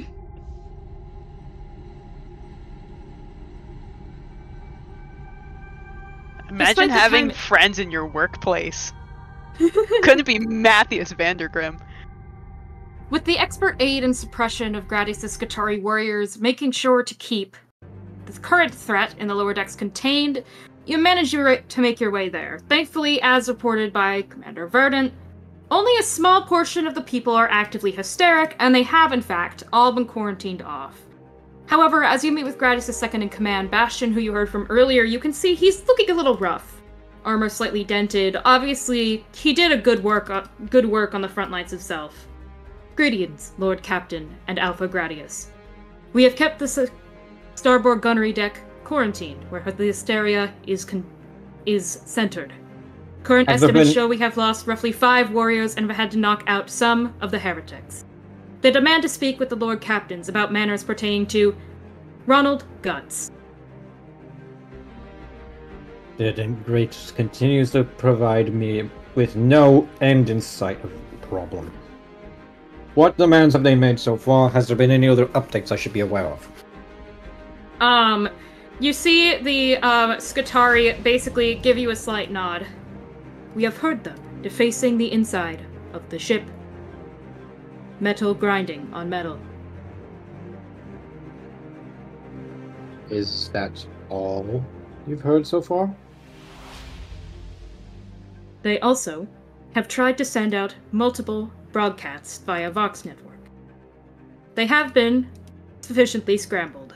However, it seems that whoever is at the head wishes to share their dogma with the rest of the lower deck crew.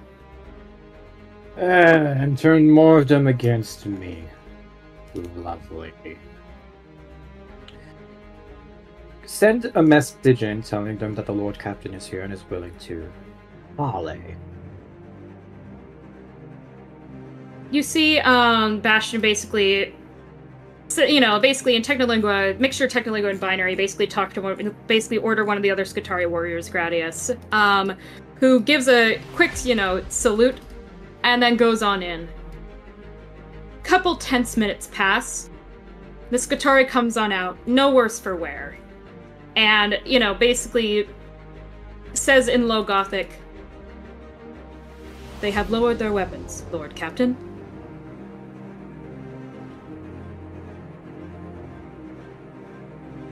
Excellent. Bring in the negotiating table. Darius walks in as he's basically, am I able to hold it with just my two arms, my 70 strength? Yes! You basically walk in full power armor, carrying just casually carrying a table. I'm sorry, the negotiating table. I found it on the... That is just a table. No, it's a negotiating table. I'm bringing them to the table. I'm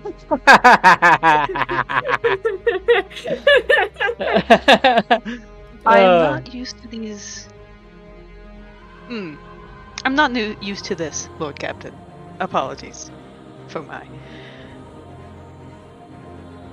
Apologies. I'm not used to this either. But some semblance of decorum and civility must be maintained in these trying times. This is my way of reminding people that I am Lord Captain first, Inquisitor second. I see. Negotiation table. I do appreciate the negotiation table. It is quite nice, Lord Captain.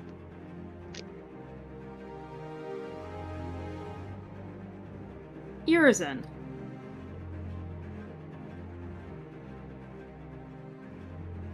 Yes. As the others are talking, you feel something pull on the back of your uniform. I'll look down. You see one of the little warp apparition children, the little spirits, and you see him look up to you with big, sad, mildly terrified eyes. Big wet eyes. Big sad spirit child eyes. Wet. And as you take stock of their appearance, you quickly realize that though they basically were tugging on your coat with the left arm, their right arm and hand are horribly deformed as if overtaken by almost some form of leprosy. In addition, the kid's nose looks not unlike your own. Basically gone. And it seems like it's trying to tell you something, as it mimes what you think almost is it trying to mime mechadendrites, and then pointing towards the door that's currently being, basically the checkpoint, past the checkpoint that would lead to the starboard gunnery deck. Yes, little one? You see it kind of look to one of the Skitarii, and then kind of think back, and you see that there's, basically a tech priest walking down the hall. You see it point to the tech priest, and then you see it look into where the, back to the door, and it holds up 3 fingers. Heh. Out of context. Heh. I think the child is trying to tell you that there God are damn it! God damn it! There's what? 3 tech priests in there. The missing tech priests. The missing tech priests. The missing tech priests. Oh. God damn it! God damn it! Not even this awesome spaghetti is enough to hide my disappointment at this turn of events. Poor Clovis. I'm assuming Poor I can't Clovis. pick up the child, right? Can I? No. Can I the pick up child the spirit? the warp spirit is incorporeal. But you also notice looking at it, the way its skin is deformed looks a lot like Savuli's. Oh no. I rue the day I did kill Abril myself. Can I follow the child as if is it trying to lead me somewhere? No, it's just it's basically it's pointing in towards where the where basically the starboard deck is closed off. Mm-hmm. Do you say anything to the rest of the retinue, who's currently talking with the Skitarii? No. Alrighty. Because I'm a Tau and I can disappear and no one cares. I care. I have a constant eye on you. I don't like you. So as Matthias, as you basically, you hear as you're kind of looking at the negotiation table being brought in, as discussion kind of starts to go down, you're getting ready to go in. You see Urzin basically kneeling down, looking at something. Looks almost like a glowy white light. Matthias kind of like grins underneath his mask, and once again you can't see his expression, but he slowly and very quietly walks over until he's looming over Urzin, and he goes, "What have you got there?" Oh, Void Master. God, hi sir, you scare me.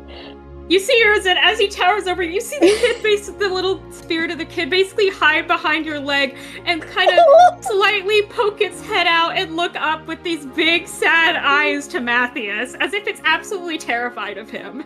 We both are.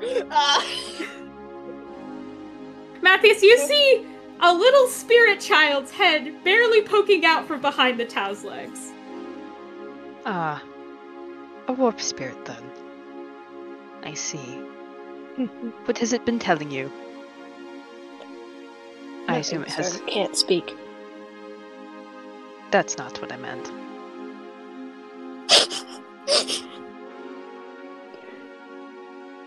I don't know. I was trying to figure that out. Would you like me to assist in trying to figure out what the little warp spirit has to say? Void Master. I think I got it, sir. You have business to deal with. I'll report back to the captain if this goes anywhere productive. Please do.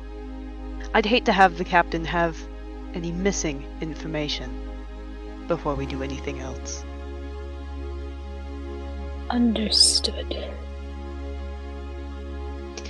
Matthias kind of he was leaning down a little bit. He kind of reels back up to his full height, clasps his hands behind his back, and walks back over to Clovis. The Tau is little. He's really small.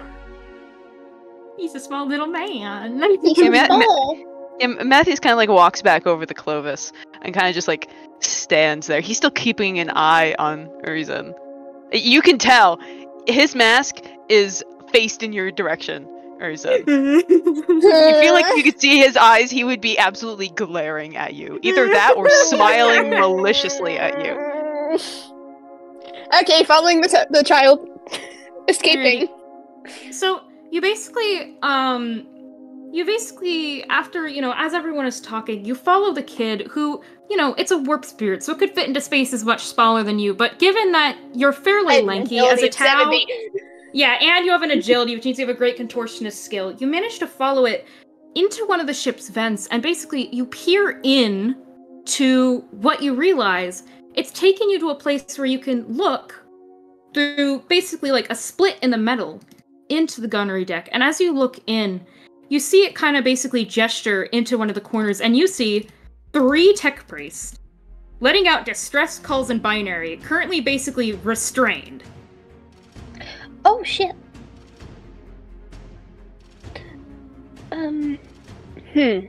That's an issue. Do you know who did this? You see, basically, there's one guy in the center who's currently preaching what can only be described as rumors and propaganda to the rest of the gun deck crew. And you see a point to the center one. And, from the look on its face, on the little, on the little kid's face, you can tell that that guy is probably... First of all, the kid, despite being a kid, does not like that guy. And second of all, that guy who's currently spouting propaganda is probably the ringleader behind everyone in that mass. And question.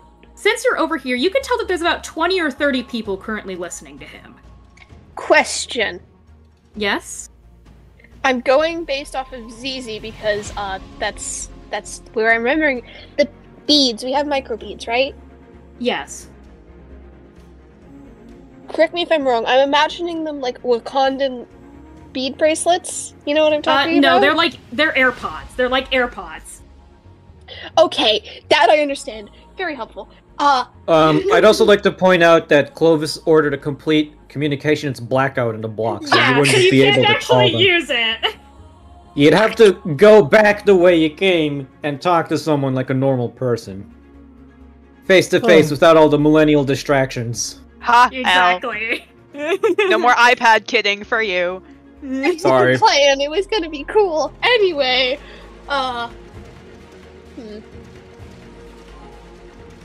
Can the child hold anything? You could see if you can give it something. To be fair though, Tam, it was a smart idea if I hadn't, Yeah, if I was going to remind you that there was a communication blockage if Diego hadn't. You.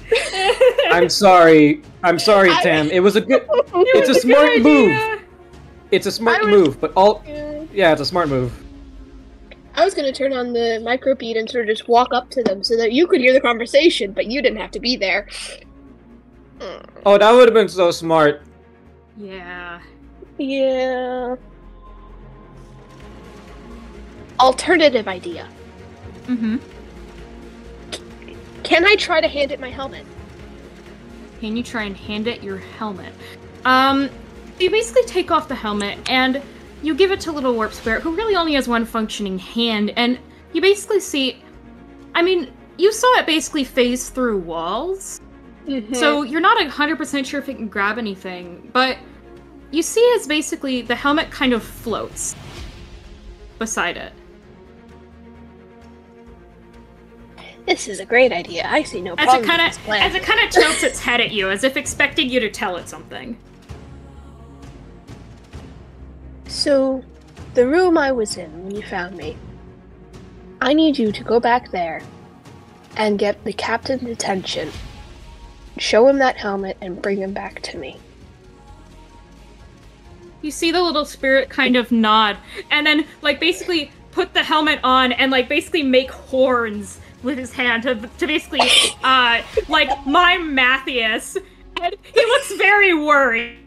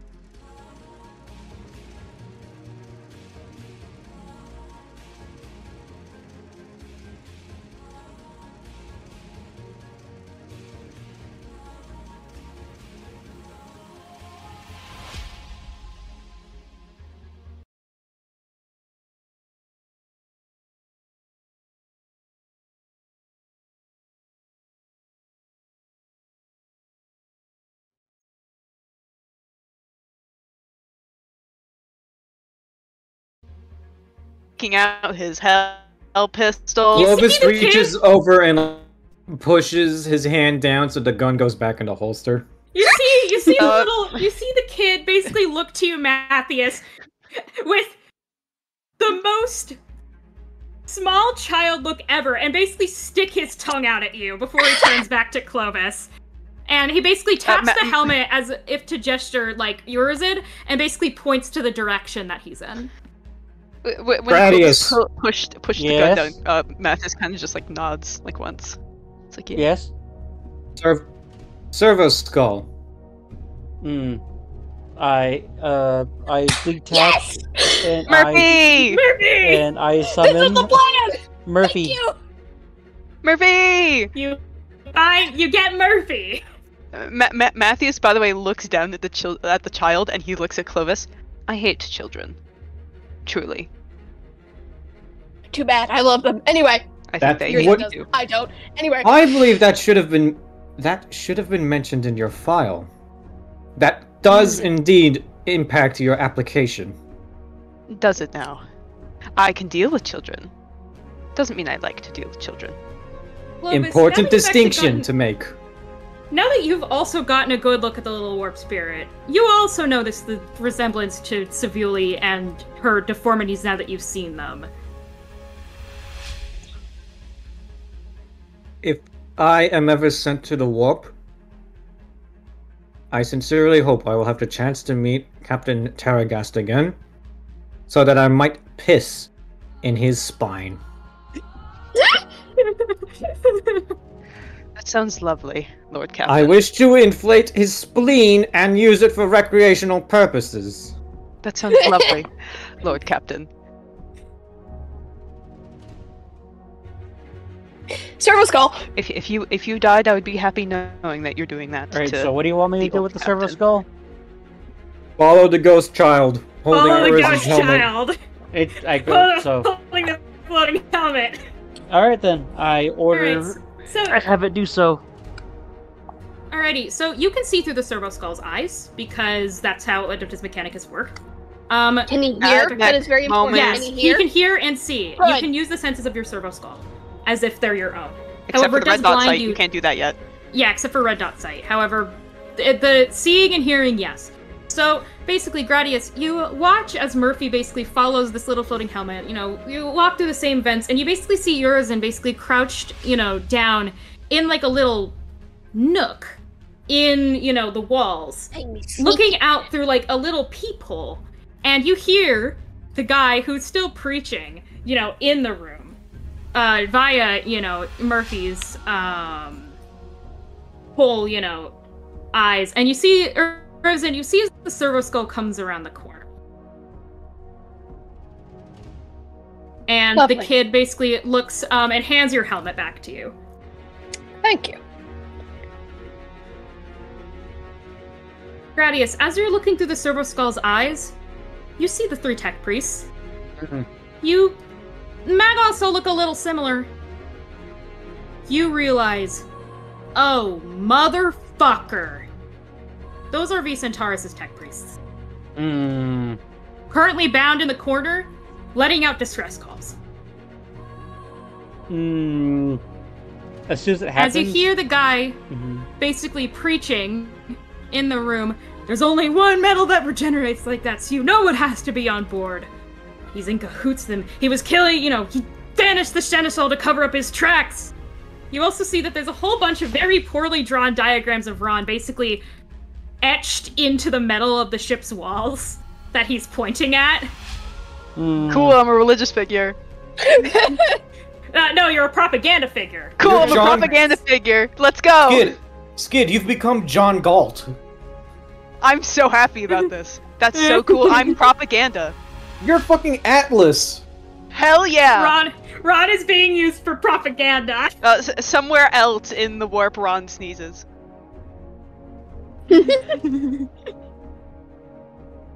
So, Gradius, I need you to ask the captain if I should engage or stay here and wait for reinforcements. I relay the information. Because I'm just... He can hear me! Yeah, you relay the information. You basically temporarily let Murphy, as you see the intelligence in Murphy's eyes kind of die for a second, Urizen, as Gradius basically comes back to his body. You relay what you heard and what you saw. These tech priests tied up in a corner, and basically having a whole bunch of guns pointed at them, letting out distress calls. The guy basically pointing at really bad drawings of Ron with really shoddy, underdeck jargon labels, preaching about how Clovis obviously only banished the Necron, affiliated seneschal to cover his tracks, etc., etc. And relay Urizen's ask. I hate propaganda. Irrelevant to the conversation, Master Vandergrim. Understood. Where was I? Oh, yes. I lament the circumstances that brought me here today, and I do not care for them any longer. Has the negotiation table been set up? The negotiation table has in fact been set up. Has the hidden flamethrowers also been installed into the negotiation desk? I'm sorry, what? You see Bastion give you a nod. The modifications you requested last week were made, sir. Excellent. Bring them to me. In fact, he grabs his Vox link and lifts the media blackout so he can send a transmission in. Attention! I hear someone has been spreading some slanderous libel about me on my own ship. I am outside the starboard gunnery deck's primary junction. I will be unarmed, unaccompanied, and I will be willing to reach a civil agreement with whoever claims to be the duly elected representative of the menials and laborers of the gun deck. You have 5 minutes to sit across me from my table, and if you are not planted in the chair opposite me, I will send in wave after wave of enforcers and Skitarii to root out every one of you rat bastards, after which I shall begin increasing this ship's supply of spleen balls. This is not a threat, this is a promise. Behave yourselves, and have a good day. Media blackout resumed. You see Bastion look at you. Lord Captain, what is a spleen ball? It is a punishment my master, the former Lord Inquisitor Decimus, taught me. Essentially, you surgically remove the spleen, inflate it, and use it for recreational purposes as a demoralizing tactic during interrogations. Sure, you may need to hook up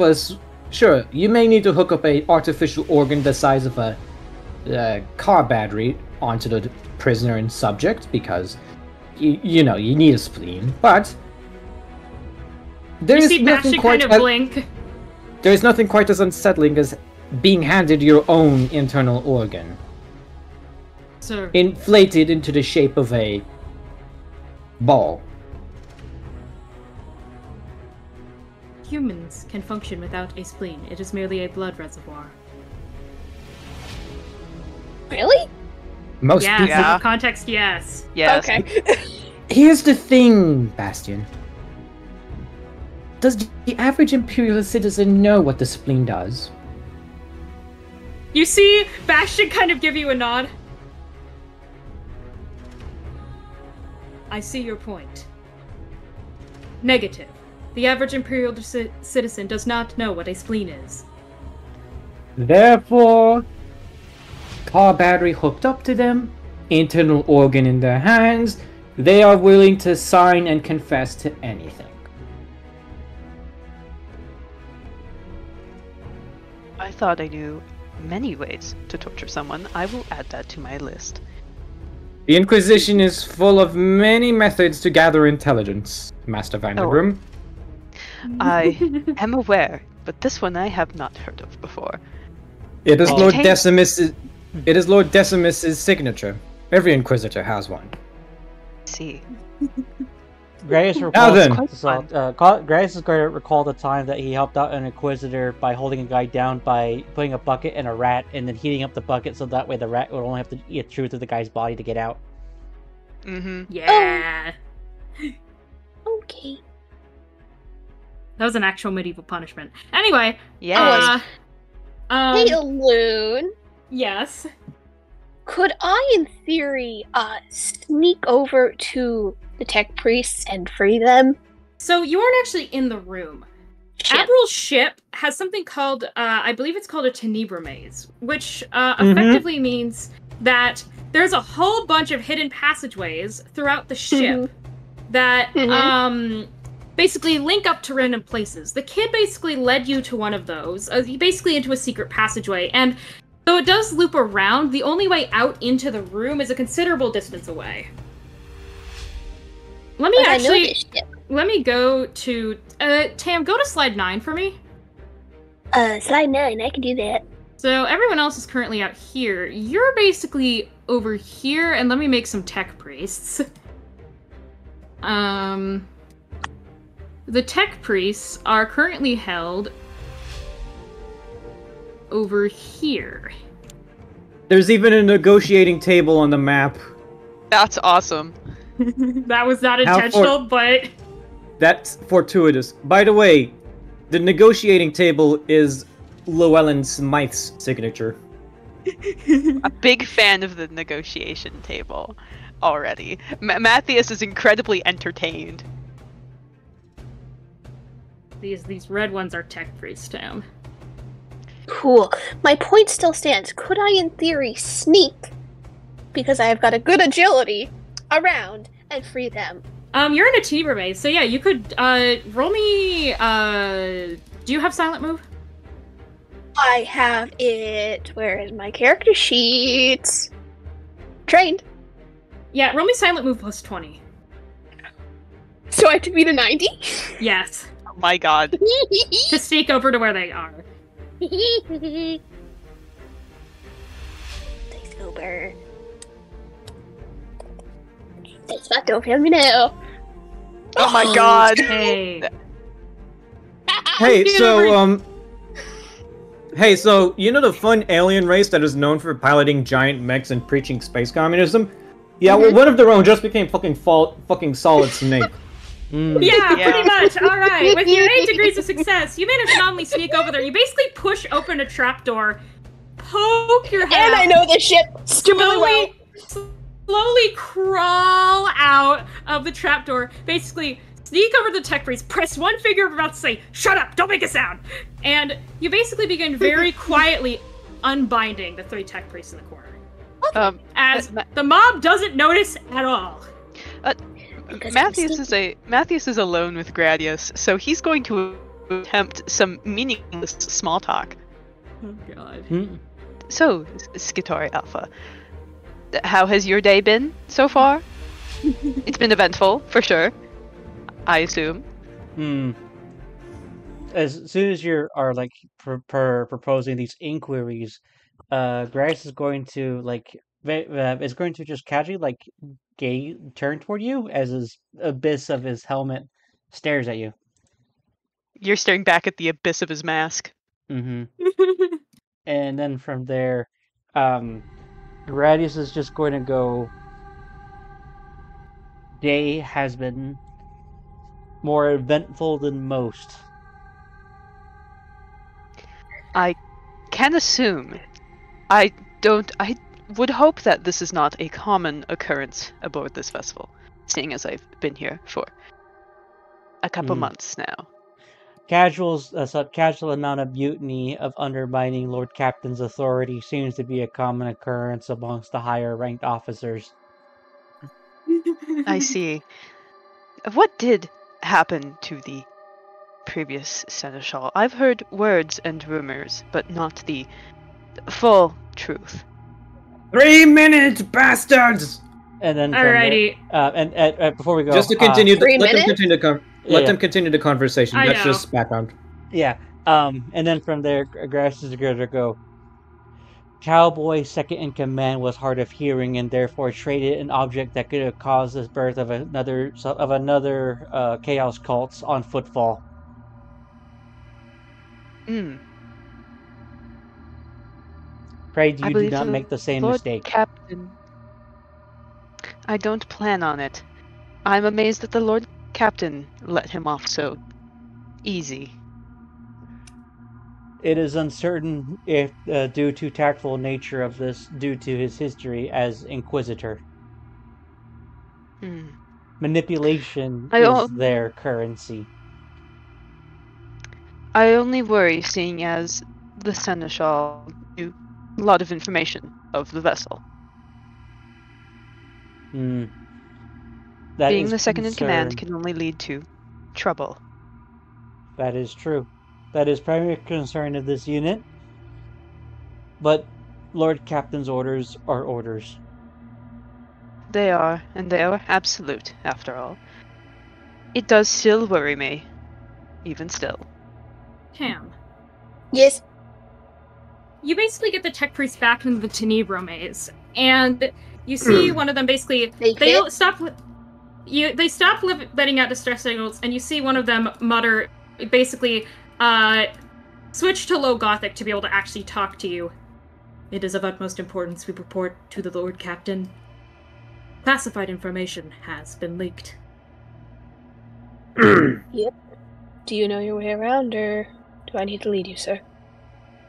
They shake their heads. Did not even know. Well, they knew that there was a Tenebro maze in the ship. They didn't know where exactly it goes to or how it works. So they have no goddamn clue where they are in the maze. Lovely! They fucking lost! Yeah, they fucking lost. They didn't know there was a trap door that you came out of. You basically saw 3 tech priests just look at you, basically come up to them and basically, tell them to shush, and they just looked at you like you had just, appeared out of the ether. Like you were a warp spirit in and of yourself. Trapped in the maze of Daedalus without a ball of yarn to get them out! Yeah, pretty much.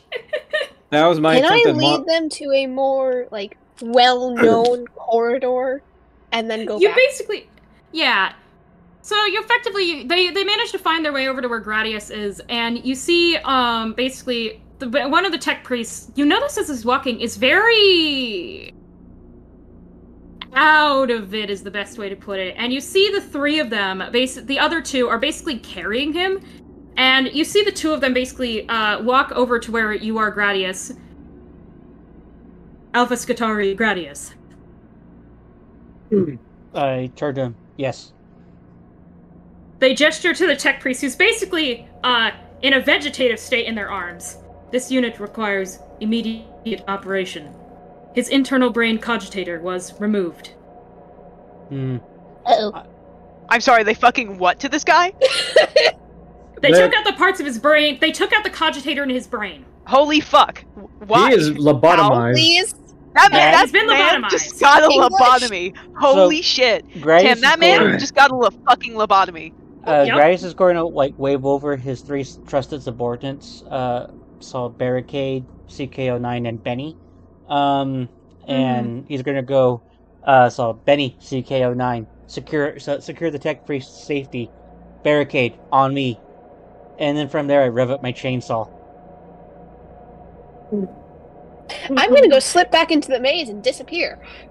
Alright, so... Alternative route. Gradius, I believe that entering the room would be a bad idea, seeing as the Lord Captain is trying to negotiate. They lobotomize a tech priest. It's not gonna go over well. Gradius? You see the other 2... Yeah, what's it called? He walks in as he stands beside the Lord Captain. Lord Captain. Yes, I'm still waiting for them to come to the table. Update. Tech priests have been found. Urizen diligently returned to safety. One had his brain cogitator compromised. Retribution might be in order. They still have 1 minute left on the clock. Let them come. Let them come. Gradius. Let them think they have all the cards. Mm-hmm. We shall see to it that our friend is brought up to speed. You think... Not only is this bad, it means that if they had something that could, say, extract the data in that cogitator, they would know whatever V told them.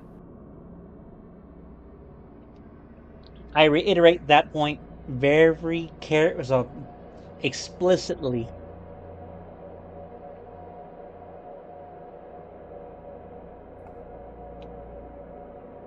Sir, information of today is compromised.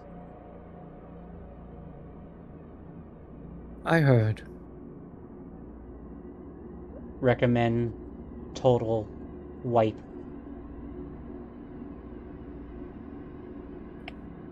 Hmm. 30 seconds. This is a manipulation say tactic from that- Gradius too, by the way, because a former Inquisitor, he had to deal with those kind of orders. As you see that guy, you basically see a rather crazy-looking guy enter, wearing what appears to be the stolen carapace armor from one of the Magalos. Obviously supposed to be a tech priest armor. Doesn't really fit him quite right, but it's still offering him, enough protection. You see he has what appears to be... You didn't notice that he was missing it before, but what looks like Verdant's Navy pistol? As he, basically, kind of looks to you, Clovis. So, you finally showed up. And you have 10 seconds to spare. Then I do. Care Take to a explain? seat. You see the guy sit down. Care to explain why there's Necron technology all over your ship? You know, but... How long have you served on this vessel? A couple of years, Lord Captain. Do you remember the reign of Captain Abril Terragast? Known cold traitor and smuggler of Xenos artifacts? Yes. You know, I came upon this ship, and ownership of it was transferred over to me only 2 months ago.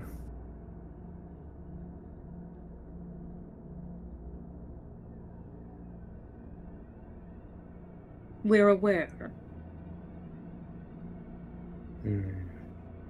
You don't care. You want something from me. What are your terms? There's either a Necron or someone related to it on your ship. I'm sure you know, being a former member of the Order of Xenos. That is a threat. Yes, I'm aware. My question is, why do you know so much about Necrons? The properties of their regenerative metals aren't exactly public knowledge. You see him the guy kind of narrow his eyes. Previous fleet I served. Didn't end well for them when they ran into a lone Necron ship. No, they are quite tricky to deal with, unfortunately. Watched a whole squad of enforcers blast one of them. Full squadron of las guns. The scratches on the thing's metallic skin healed over mere seconds later. It was as if they hadn't fired at it at all. Yes, they have a tendency to do that, unfortunately. I want to ask you a question, Mr. Mister! Clovis doesn't know the guy's name.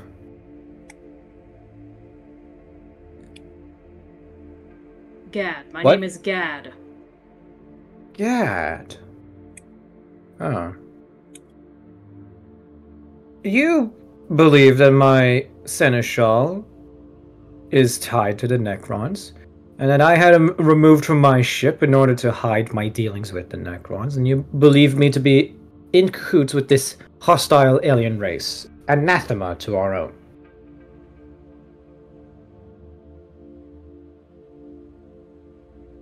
You see him give you a nod. I know there's another affiliated with them. the knowledge in the tech priest's brain that we extracted showed as such. That is quite interesting. Quite interesting. I learn more and more things about this ship with each passing day. And what I'm learning from it is that I did not inherit merely a warrant of trade. I inherited the largest bitter pill this side of the Eye of Terror. It causes me no end of frustration and disappointment. So, here's what we are going to do. I am going to tell you something that I rarely tell people in this position before. I'm going to be honest with you. Former Seneschal Ron Bitchboy Guts was compromised long before he entered the service of Admiral Terragast. Apparently, he was put under some form of psychic conditioning that forced him, or compelled him, not to remove his legs, which were augments created from necrodermis, or a variant of the substance. Poor Ron lived in utter fear of having those legs removed, specifically of being put through surgery again. His traumas overrode whatever sense of logic he had. And when he had a mistake and refused to pay the consequences of his mistakes, he went rogue. And as a result, I decided that killing him wasn't worth the effort. I was not keen on sending him to the God Emperor that soon. Nor was I keen on letting the ruinous powers get their hands on his soul either. Have you ever heard the phrase, "To catch a rat, you must think like a rat"? Of course. How do you think we caught you? The centaurs as tech priests. Here's the thing. I don't think like a rat. I have rats to do that for me.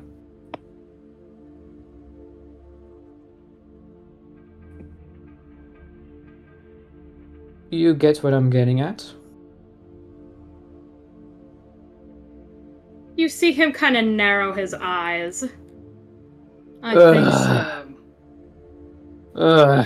I don't know why I'm explaining myself to you. Look, I've set Ron free because I knew he still has connections to the enemy. Even if he's unaware of them, the thread is still there. Snipping the thread is counterproductive, so I merely let him go, because in time our paths will cross again, and this time he will be tethered to something worth my time. I'm sure you weren't wrong about that. Yes. I suspect now that Ron is planning some elaborate revenge scheme against me for honestly doing something he should have done 5 years ago. The point is, Ron is no longer on my payroll, nor is he under my legal protections. I withdrew all protections from him because, quite honestly, the only use he has to me now is to be bait. Something will bite, and I will be there, pistol in hand, ready to put it down. And if Ron tries any heroics or gets any grandiose delusions of revenge and justice, I will send him to the God Emperor for real. You really think that's where he's going after everything he's done?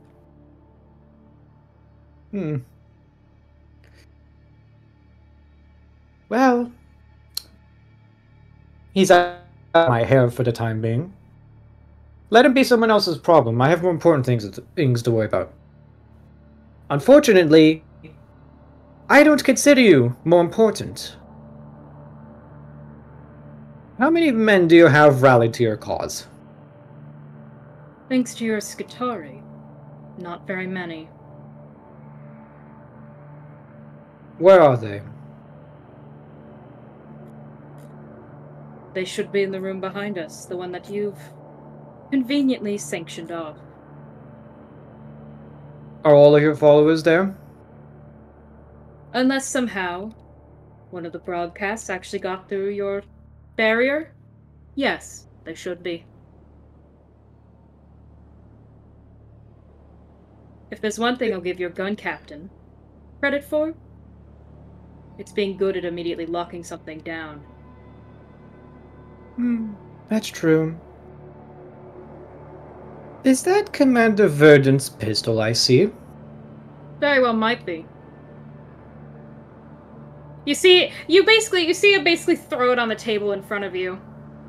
Yeah, it is. Clovis takes it and picks it up. Such a fine piece of construction. That it is. I thank you for returning this to me, because it means I can return it to Captain Verdon without any scorch marks. Gradius, restrain him. What? Gradius lunges assault. He charges forward and he fucking football tackles him to the ground, regardless of any broken bones, and then immediately flip him over. Yeah, you're a fucking Skitarii with a 70 strength score. Some random guy isn't gonna be able to fight back at all. You easily take him to the ground, and Clovis, you hear his ribs snap. Oof. As he gets basically pile-drived by a Skitarii wearing 80-pound power armor. Excellent. Skitarii, place him against the opposite end of the negotiation table. I do so, and then from there, I basically force both forearms together, and using my spare hand like a vice grip, I lead him over there, other hand on shoulder.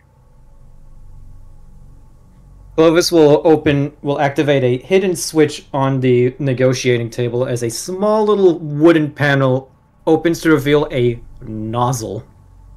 I see where this is going. Skitarii. This is terrifying. Skitarii, the nozzle is calibrating. Would you kindly place his face against it? I grab him by the back of his head, and as much as he resists, I basically continue to force him down like you would a sheep. Yeah, Gradius, you basically feel him struggling against you. Adrenaline is taking over, so he is managing to... You feel the blows from in your power armor, but he's unarmed. He can't really do anything to fight back. You also rip off the carapace helmet he had on. And as I basically force his head to the nozzle, I purposely angle it where he's staring face first into the black abyss. Yep. You are more than able to do that. And you basically you see it basically, Clovis, you watch as he tries to deck Gradius straight in the jaw in the moment when his hand isn't restrained, and you hear the bones in his fist crack as he punches power armor with all of his might. He hurts himself more than he does Gradius, so you feel a, light tap on your cheek. Unfortunately for you, Gad, I do not answer to your authority. I do not recognize your authority. I do not have the time for the authority you believe you have over me. Yes, there are Necron artifacts on my ship. No, I am not in league with them. And thanks to you, my entire operation has come to a standstill.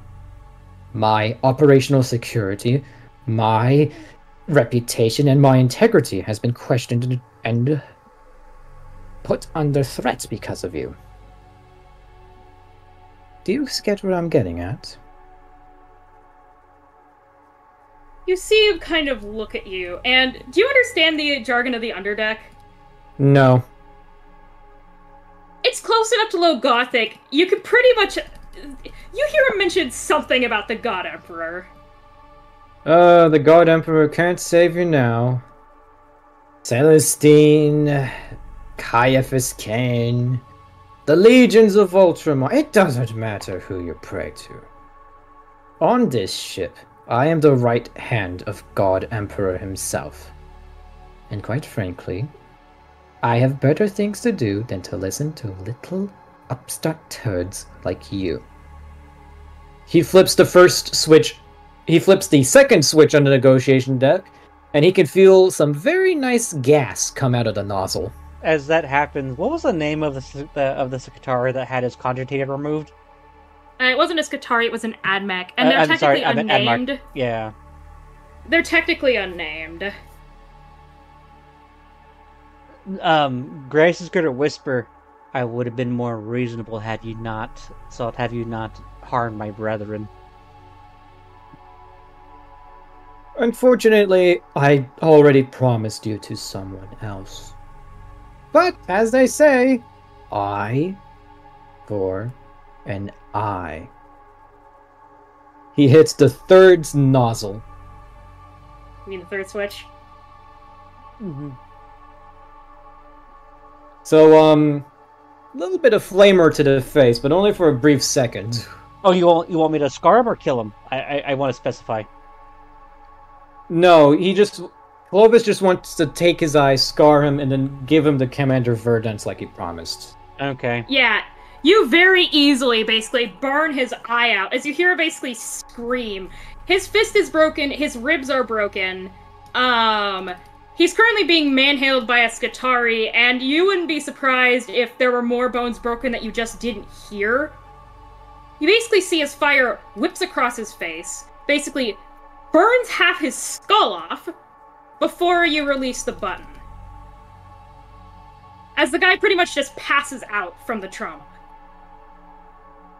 That's enough, Gradius. He's served his penance. Gradius Commander Verdun will decide what to do with him now. Gradius is going to basically lift him up and then toss him to the side on the floor like he would like a piece of trash.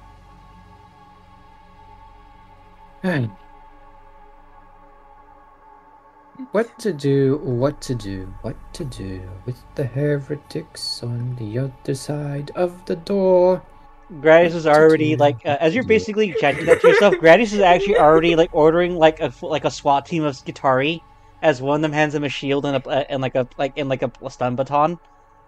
Yeah, and then... you basically see the other two tech priests. They have a bunch of mechadendrites coming out of their back. You see basically pistols mounted on their mechadendrites at the ready. Two extremely pissed off tech priests with power axes. Walk in behind Gradius. Clovis sends a message to Urzin. Urzin? Are you there, my little chum? Out of context, what? Are you there, Urzin? Yes, sir. Are you still in position witnessing the insurgents? Haven't left. A little package is coming to greet the heretics. When that package arrives, I want you to understand that I do not want any survivors. With pleasure. Good lad. Skitarii Alpha! Gradius, he's just going to coldly turn in your direction as he basically has his power axe at the ready. The God Emperor's judgment has found the heretics and their loyalty wanting. Sanction Redactus Totalis. You are free to use whatever methods you deem necessary to clean that room of human trash. You have to understand that it's not just because they question my reputation. I can't let them live after they manhandled faithful servants of the Omnisire and let them go unpunished. You shall administer the sentence. The verdict has been passed. You are executioner, and this judge calls the court to order. Master Vandergrim. What? Huh? Sorry, my mic wasn't working there for a second. Matthew's kind of slowly walks into the room as he's been waiting outside this whole time. Yes, Lord Captain. See to it that Gad is turned over to Artillery Master Commander Verdun. I promised him a treat, and make sure to give this back to him. He hands you the naval pistol that belongs to Vernon. It is a family heirloom, I suspect, and the commander would very much like to appreciate having this back in his possession. Can you be a good lad and do that for me? Care. Of course, Captain. Excellent, Master Vandergrim. The job is yours. Thank you, Lord Captain. And yeah, I grab this dude by like I don't know, fucking like his neck. Like the you collar of of his shirt. You dragging him behind you by the collar of his shirt. He's completely out cold as you basically drag him like a sack of potatoes. And make sure he lives long enough for Commander Verdun to have whatever 2 cents he wants to give him. Understood. If I need to administer any medical attention, I shall. Good man. That's the initiative I'd like to see. Now then. He claps his hands together. We have a Tenebro maze on my ship. I smell opportunity. I smell opportunity here. The question is, what do I want to do with it? As soon as he finishes that part, all Grace mutters is retribution as he kicks the door down as Skitarii and Admech storm in there, blasting, chainsawing, cries of agony. Yeah. You basically hear, like, screeches in binary as you watch the 2 Admech, who are basically held captive by them, personally saw off multiple limbs before decapitating a couple victims. You clear out the room with no issue. Any begging survivors are going to be immediately demoted to servitors. So... Yeah, pretty much. You know, the couple corpses that don't get absolutely mangled, you just kind of see the rest of your Skitarii basically, put into bags to be turned into servitors. And Grace comes back all covered in blood, and like bits of like bone shards. Yeah.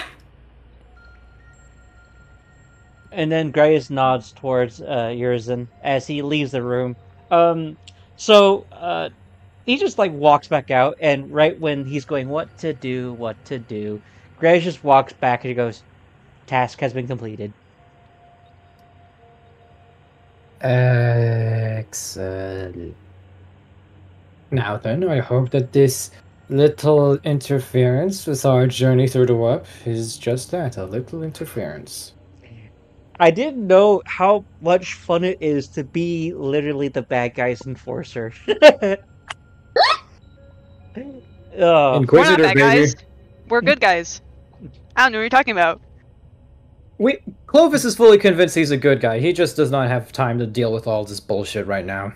I mean, we are good guys. He's busy, and this is like the last thing he wanted to have dealt with.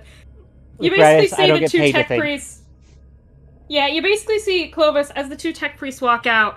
You see one of them look. They see one of them basically gives you a sign of the Aquila, a very robotic sign of the Aquila, as he just kind of nods.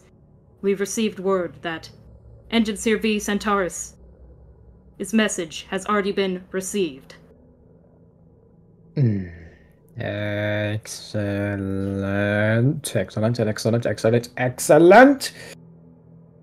Have the engineer resume her post. Have my astropath transcendent undergo a medical check at the very least. I want to make sure that she's in one piece. I want to make sure that our operational capacity is up at full, and I want to get to Hackathon as previously scheduled.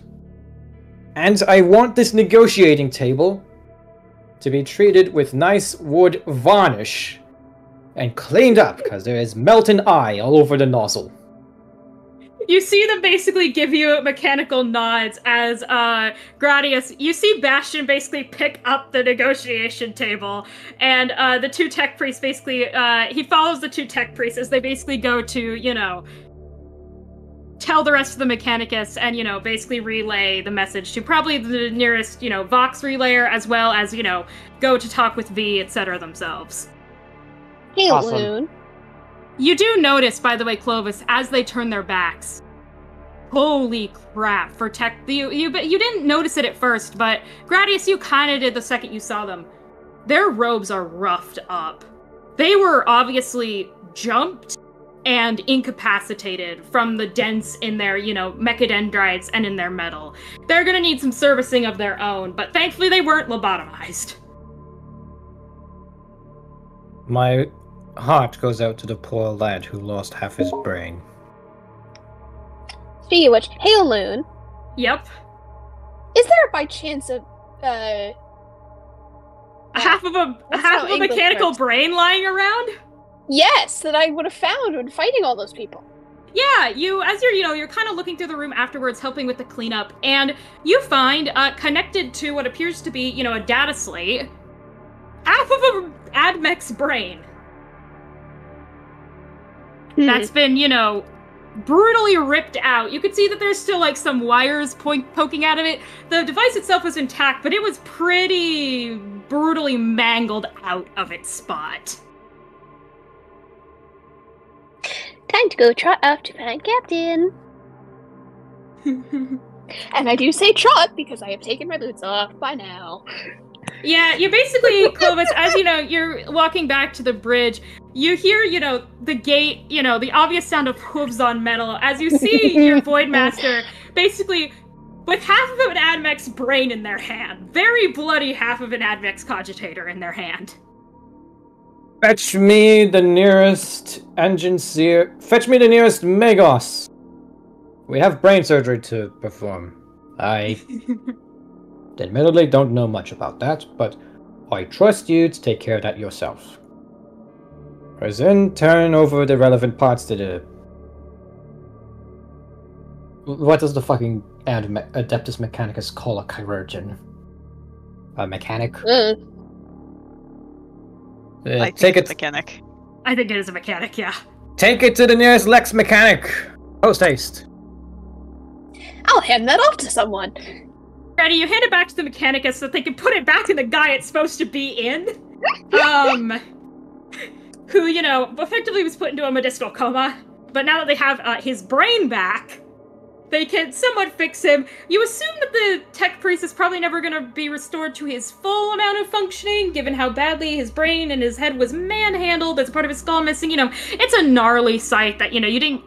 no one other than Urizen and Gradius really got a great look at. But you can assume that he's probably going to be not nearly as high-ranking, but at the very least not a vegetable. Due to finding the part of his brain that was supposed to be in his skull.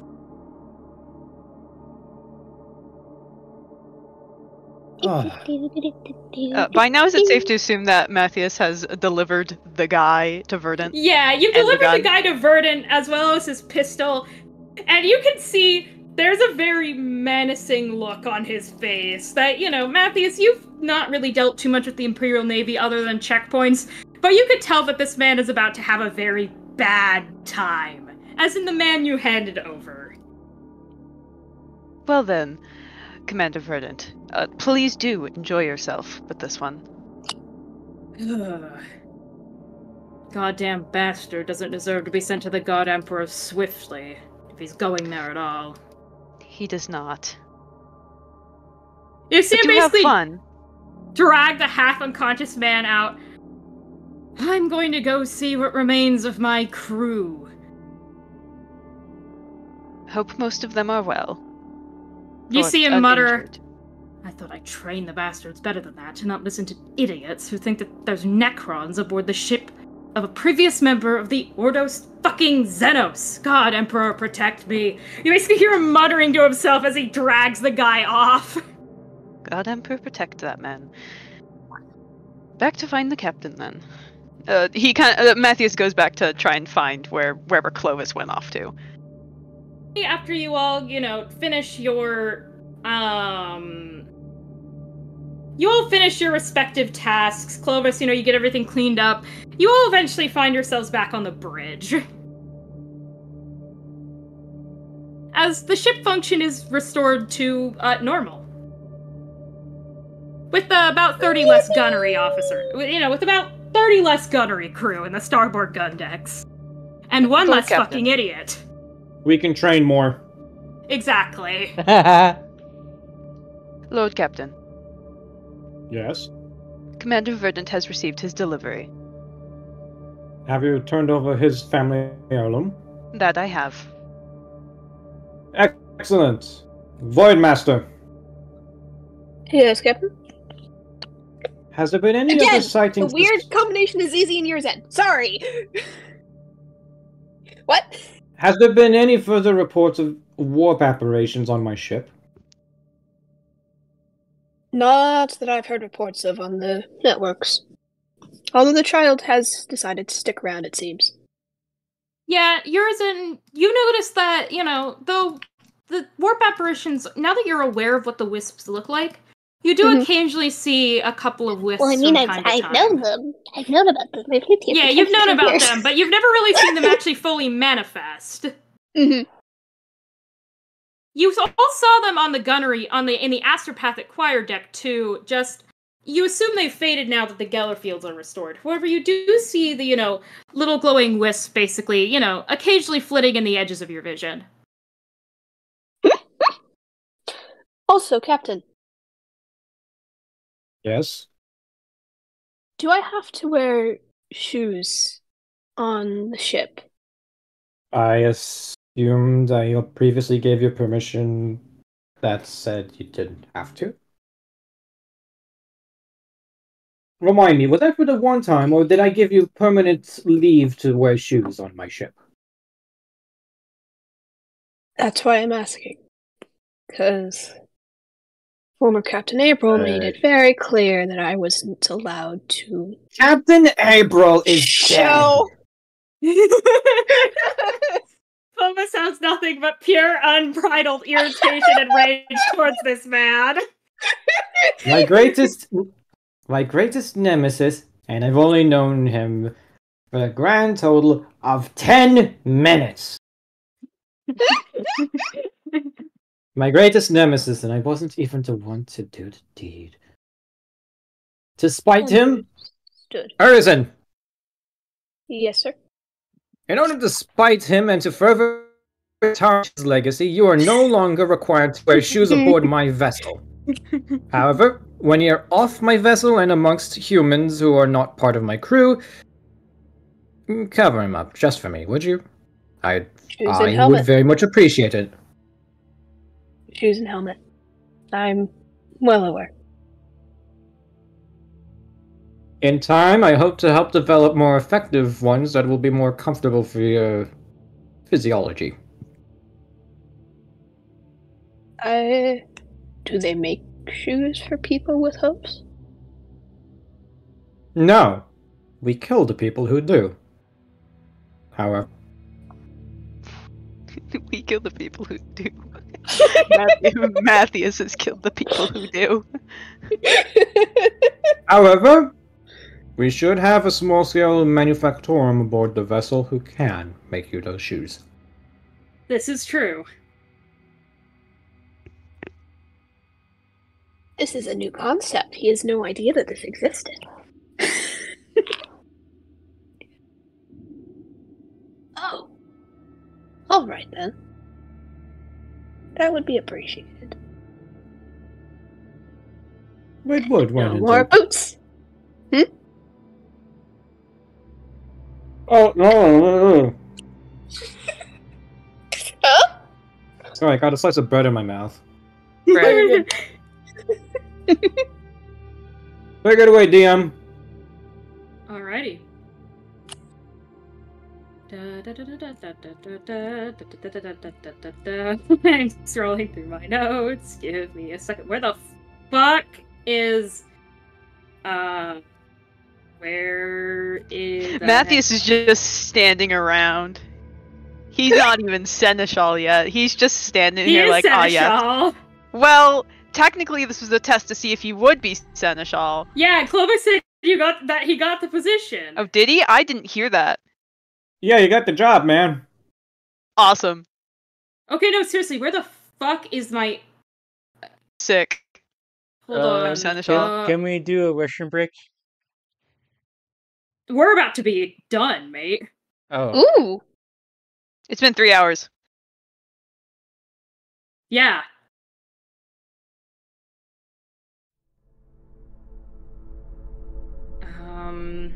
Where the fuck is find and replace? Here it is. Control H. In other Shut stories, the hell up!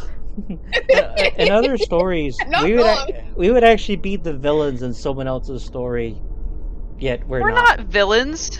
We're not villains. I'm the villain in someone's story. We did a good thing. We did And a great thing. And I'm just And Matt is the villain in Urizen's story. I found it. Yeah, I'm just- unfortunately I'd like to for point out- Urizen, Matt and I'm the exists. scary monster, or I'm the scary Yeah. so it's number 2, second in command, or like not second in command, like your We serve the God Emperor. We're not enforcer. evil. We're not You the and bad Diego are good guys. cop and bad cop. At least from Urizen's perspective. I'd say it's more like who's the bad good cop and even worse cop. Yeah. No, Well, I mean, it's it bad depends on cop whose- and psychotic cop. whose perspective. Alrighty. So, due to good handling, the minor crisis is resolved, and the rest of the warp journey goes fairly smoothly. Making it quickly to the location of the system, the announcement is made that the ship is about to exit the warp. Phasing back into real space, Clovis and his retinue on the bridge are met with the sight of a good smattering of asteroids, obscuring a vaguely familiar solar system that exactly matches the model on Abral's databank. Just a small jump from Urizen through the asteroid belt, and the journey would be complete, and the investigation would be able to commence. A few weeks behind, still in the warp, the Smythe Dynasty's old seneschal and pirate Captain Carnicus sail through the space trails left behind by Clovis's frigate. Pacing back and forth impatiently, Carnicus thumbs over the handle of his whip with a seemingly insatiable bloodlust.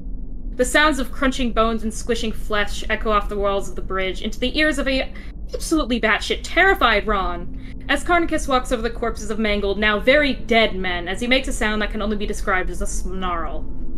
Over the past 2 months in the warp, Ron has realized 2 things. 1, Carnicus is no more aligned with the Imperium than the most brutal of a rat gull. Secondly, him and all of his ire-ups bear the unsubtle marks of chaos, with Carnicus' own bloodlust seemingly insatiable no matter how many innocent slaves from the lower decks he carves up on a regular basis.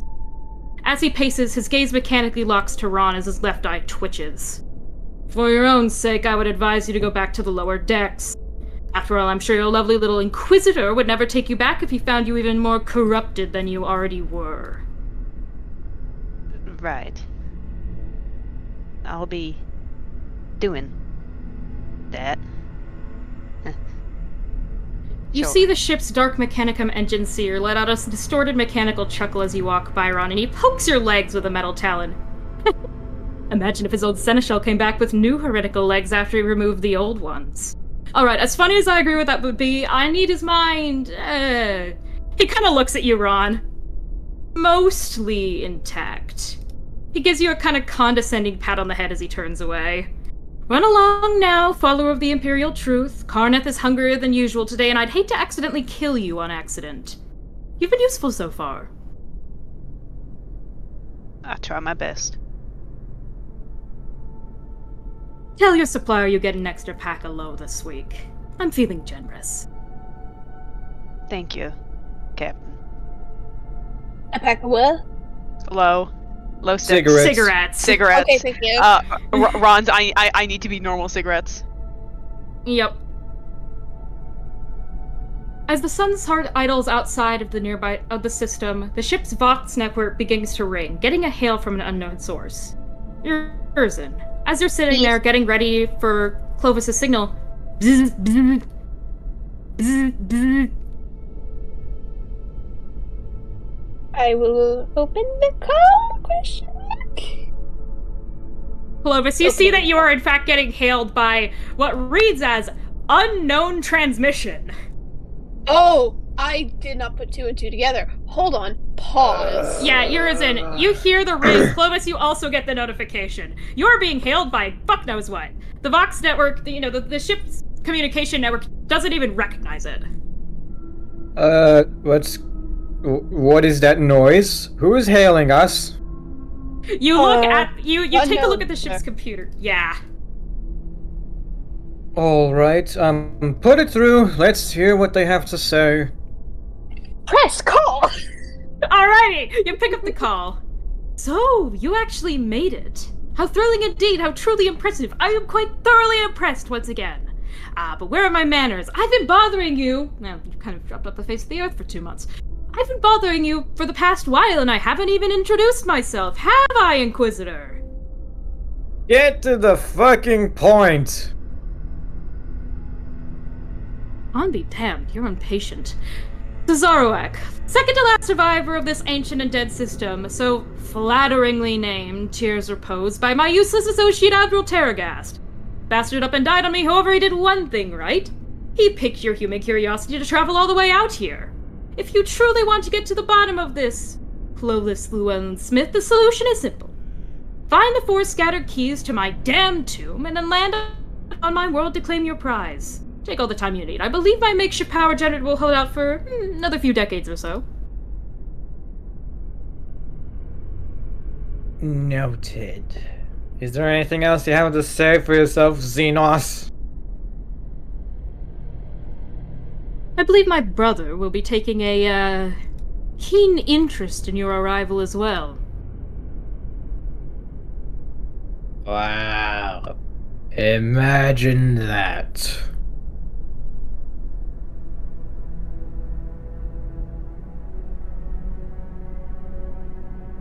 Well then, I'll be waiting, Inquisitor. You hear the unknown hail basically clip off Urizen as Yay. you basically hear the network fall silent. Alright, so... Mystery Xenos Bastard has a brother. Excellent. There's 2 of them. Lord Captain. I'm aware. I didn't even get to say what I wanted to say yet. Oh, say it. What did you want to say? Something entirely different from what you were thinking. Matthias, who doesn't hover over you like Ron did, he stands like a good few feet away like a normal person. He kind of like looks down at you, his mask off because he takes it off when he's doing normal things. So, what exactly are we doing here in this system? I don't think I've been properly briefed. Your briefing begins now. We've caught wind of Captain Admiral Terragast's ties to the coal trade. I was sent in to investigate undercover. I could not find anything because the bastard was so good at hiding shit, and now that I realize the ship has a Tenebro maze, I understand why. Yep. Long story short, he ends up getting himself fragged by a bunch of cyborgs. We kill them. I get contacted by an unknown alien who claims to know everything about everything, and I've took it upon it myself that my first act of rogue trader would be hunt out the bastard, nuke his planet back to the fucking Stone Age, and fuck right off. We're here to find the bastard and kill him. And whatever fucking atrocities he has. Good, because from the sounds of it, it sounded like we were going to be freeing that Xenos. Why exactly do you remove an animal from a trap when it's clearly wounded? To toy with it, perhaps, Lord Captain. To snap its neck and be done with it. That as well. It doesn't I'm just matter. glad that we're on the same page. For a moment there, I was concerned. Not that I doubt you, Lord Captain. You are smarter than that. Alright. Bring us in, Void Master. We have a long adventure ahead of us. Yes, sir. Alright. Can Gradius do something? Yeah. Gradius, after he is cleaned his armor, because it's not so much he wants to look clean, it's more so because he's worried about the corrosion. He is not wearing his helmet, and as he kind of gazes into his still human face, he's curious. He was described as soulless by V. Yeah, we called him a blank, which pretty much means that he has no soul, no presence in the warp. he's wondering what did she mean by that. And is he able to approach her quarters? Yes, after the translation out of the warp, she's effectively just going to be biding her time, making sure the ship runs smoothly, but she's not having to, keep a warp engine running. Mm-hmm. So you approach when you know that she's probably off duty, as the ship is being very carefully piloted around and through an asteroid belt. Mm-hmm. You make your way there. Grace is going to go there, and he's going to not be in his equipment, just regular robes. He knocks on the door. You see V basically open it with one of her mechadendrites as she looks. Ah. Alpha Skitarii Gradius. What brings you here? Engine's here. Do you have a moment? I do. I'm here for our chat. Ah. About what I found, I assume. Yes. You see her kind of So continue. Basically gesture for you to come inside as you see her turn off all the surveillance in her quarters.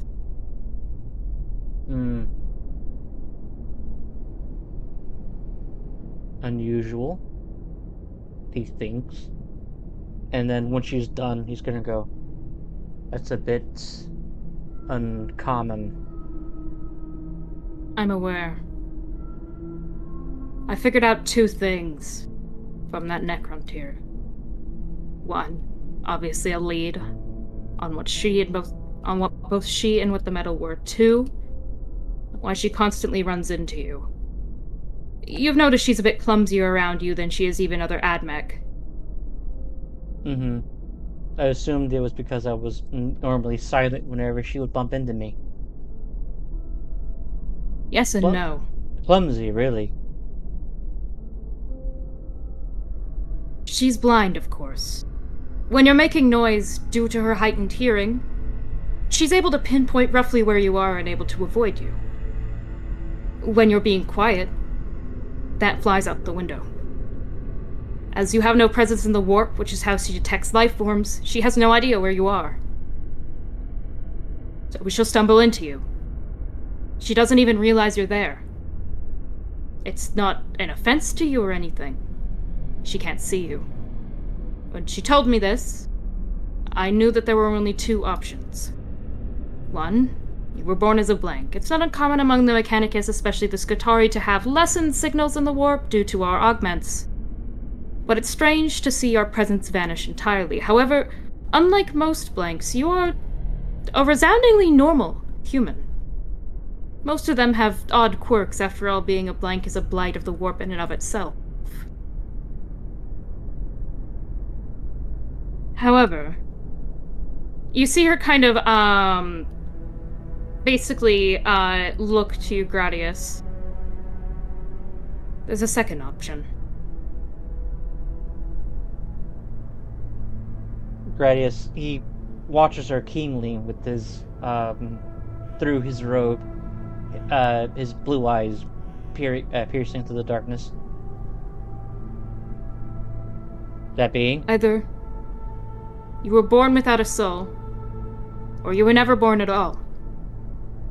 It's not unheard of for heretics scattered across the galaxy to create and restore things from the dark age of technology, AI included. Your patterns have always been different from the other Skitarii, but I always chalk that up to you being, well, a Skitarii Alpha. You've had more of your brain and everything else replaced than any of the rest of them. You're also quite intelligent. Deceptively so, able to recognize patterns that most humans wouldn't. I'm not saying you aren't human, but it's something to consider, and it's something to be careful about. How is that possible? As Gradius takes out like a dagger, and then from there he's gonna go. He basically stabs right through his forearm to the other side, and he just rips the knife out. As you do so, you see, yes, blood, you know, everything that a normal human's body would have, and you see her basically snap her fingers. Certain cults of the Mechanicus, they'll grow servitors in test tubes. Instead of using actual organic material, they create it from salvaged human genomes. Your body is flesh. However, have you ever undergone actual surgery to put a cogitator in your brain? At least that you remember. I grew up on Mars. I had parents. I went through the scholarship and the teachings of the tech priests. That you did. I don't remember. It's possible It's possible I'm wrong. It's just a theory I have. Don't take it as gospel. We can't know for sure unless someone, discreetly, because I'm sure you know how those who are technically AI are treated. The only way to know for sure is to look inside your skull and see if there is actual brain matter. If there's only a cogitator, the answer is clear, but if there is actual brain matter, then I'm just completely wrong, and you were born a blank. However, Gradius is kind of having a bit of no, I wouldn't call it a mental breakdown, but more so like a crisis of thought. Because if he was a blank, that means he would have had what was her name again? Severely go into meltdowns all the time around him. Exactly. She just can't see him. Yeah, and now he's gonna go. So you're either telling me I'm not human, or I'm an exceptional form of humanity, or I'm crafted? Gradius, it's unfortunately one of the two. Leans forward and he rests his forehead in his palms. You have a right to know. I suspect that if you were created as an AI, that part of your memory and that part of consciousness was purposely removed for this exact purpose. Do you have any idea what this means? Not that I'm saying you don't. You know the stakes of this. Exactly. I'm an abomination in the eyes of the Imperium. The Imperium, yes. I'm not here to take you apart. There's a reason why I said that if I was replaced, you need to be careful. This means I can't have you replaced. I don't plan to report you back to Holy Mars. I don't plan to report you to the Imperium. As far as I'm concerned, you are like any other Skitarii. In some ways, despite our brains doing most of the thinking, everyone in the Adeptus Mechanicus has some form of AI modification in them.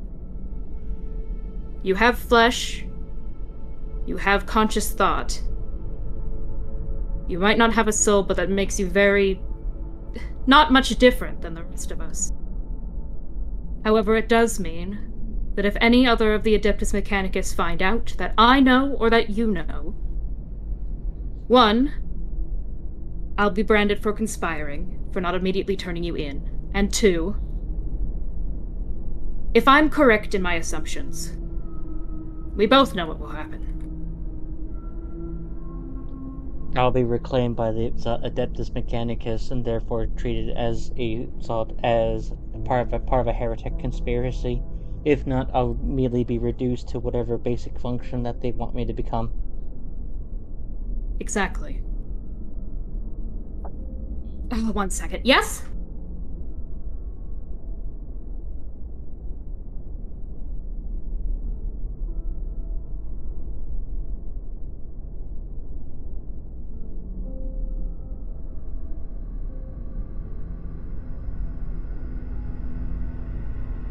You see her, basically nod at you. I don't plan on turning you in. You've been close to a friend as one of us can have, and an even better ally in terms and asset to the Mechanicus. If you were obviously an AI, my feelings would be different. However, your Not at all different from a typical blank or any other human. Why risk something like me amongst the Skitarii? Does this mean that I was sent there just to be disposed of? A convenient way of removing some sort of techno-heresy? It's possible. And I would blend right in among other tech priests, for all the reasons I described. We have the most computer-like brains of any humans. Mm-hmm. V? We need to figure out who sent me, we need to figure out who sent me to the Skitarii. I agree. Tracking down the exact maker is going to be near impossible unless I can... You see her kind of, basically rub her temples. I need to take a look at where the parts inside your head were manufactured. The problem is I can't do that in a typical surgical suite without people getting suspicious. We need to find me a means to figure out what's in that head of yours. If I can figure out the makings, I can maybe track down who did this. But first, we need to figure out how I'm going to do that without anyone figuring out.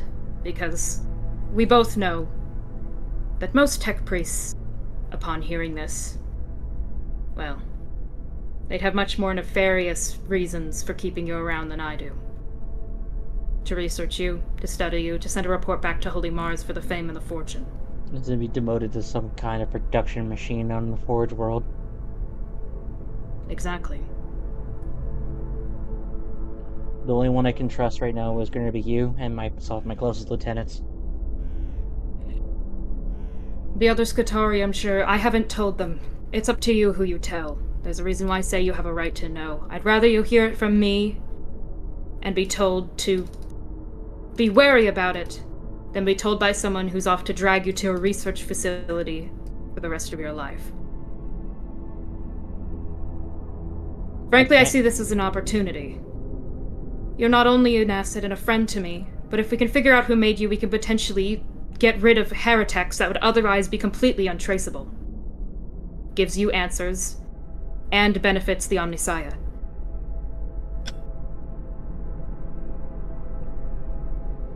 This can explain how I survived so much on the front lines, how I was able to be commanding, able to be reactive. But you're on thin wiring enough as it is with the Lord Captain. What part is he going to play in all of this? We both know one way or another he'll eventually find out. I hope at that point is that his want to get rid of heresy outweighs his want to dispose of you. I need to continue to be proven to be effective first before we can see that doubt in his mind.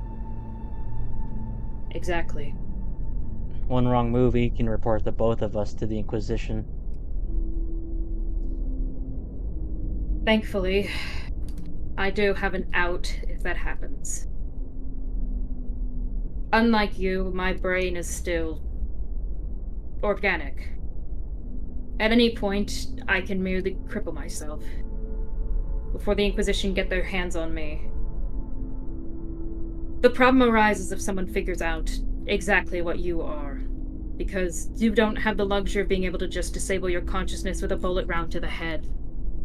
I'm sure you already have figured that out for yourself on the front lines. You've always been strangely durable. Hmm.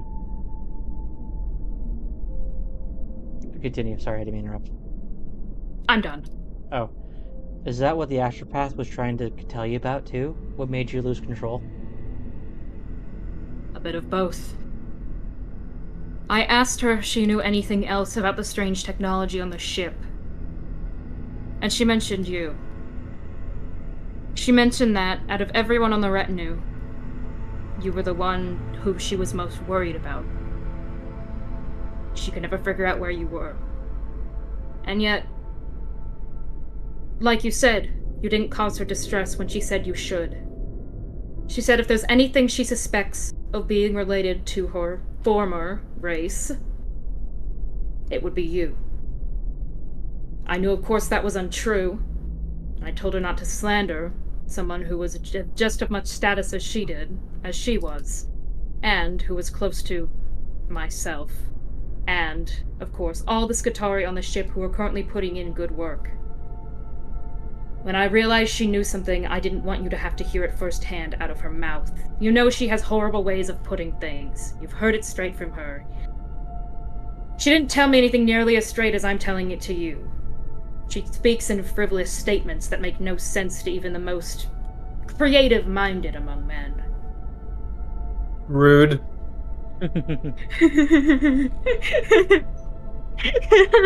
Varys is going to begin like rubbing his face, and he is frankly devastated that he thought he was serving the Messiah, and frankly now it hasn't gone up in ashes. It's just that he's starting to have a bit of I wouldn't call it, he's having he doesn't know identity what to crisis? feel. Yeah, identity crisis. Because he lived his whole life thinking he was disposable, and frankly he was. But now, it's like, goddamn. So, Gratis is not feeling too good right now. And then from there, Gratis is gonna go, I'm gonna need to have a tune-up to have my emotional sensitivity sensors to be reduced. That can be easily done. Couple knobs turned, and I can adjust that for you for the future. I need to find something to kill, and soon. Thankfully, this system seems full of it. I'm sure that once the Lord Captain decides which planet he wishes to investigate first, we'll find plenty of things in need of a good Omniscion welcome. V. Yes?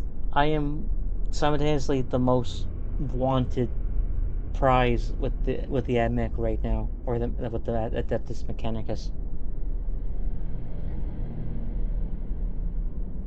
We will have to worry about knives, daggers at our back from here on out. Truly. I'll figure something out. But we do need to figure out who did this sooner rather than later. If we can start to figure out potentially who did this, I should be able to give you legal sanctioning and protection under the guise of being able to research a potential sect of heretics. So I think that should be our first course of action. After that, however, you see her just kind of shake her head. We'll have to play it by ear, as the lower decks crew says.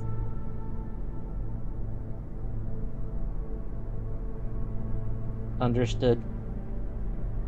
And the next time that you believe on acting rash, inform me. I've at least earned mutual respect between myself and the Lord Captain.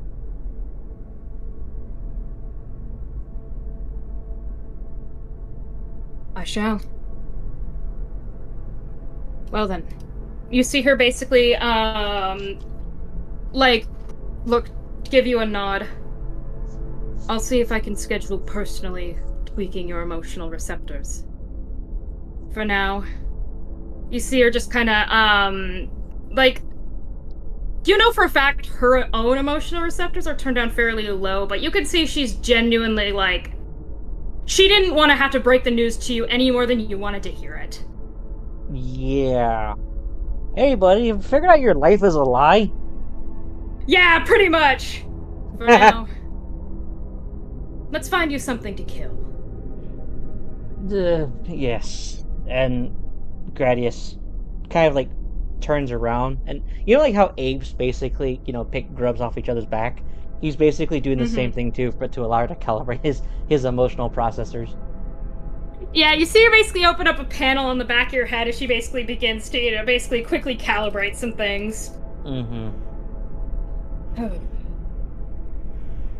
Nobody else knows what I figured out. Thankfully, the astropath isn't well versed enough in technology to have figured it out for herself.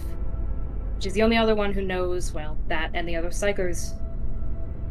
That you're blank. And we can explain it away to them with just that. They might find it a little bit suspicious, but not as suspicious as I found it, knowing, well, what I do about heretical technology. Correct. And then from there, Gradius is gonna go. Praise be to the Messiah. As he leans forward and rests his palms on his forehead.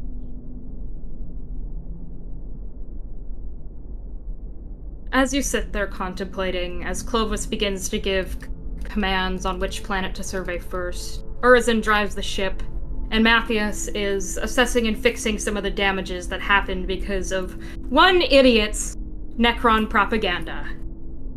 We will end our session for today. Hooray. I hate propaganda.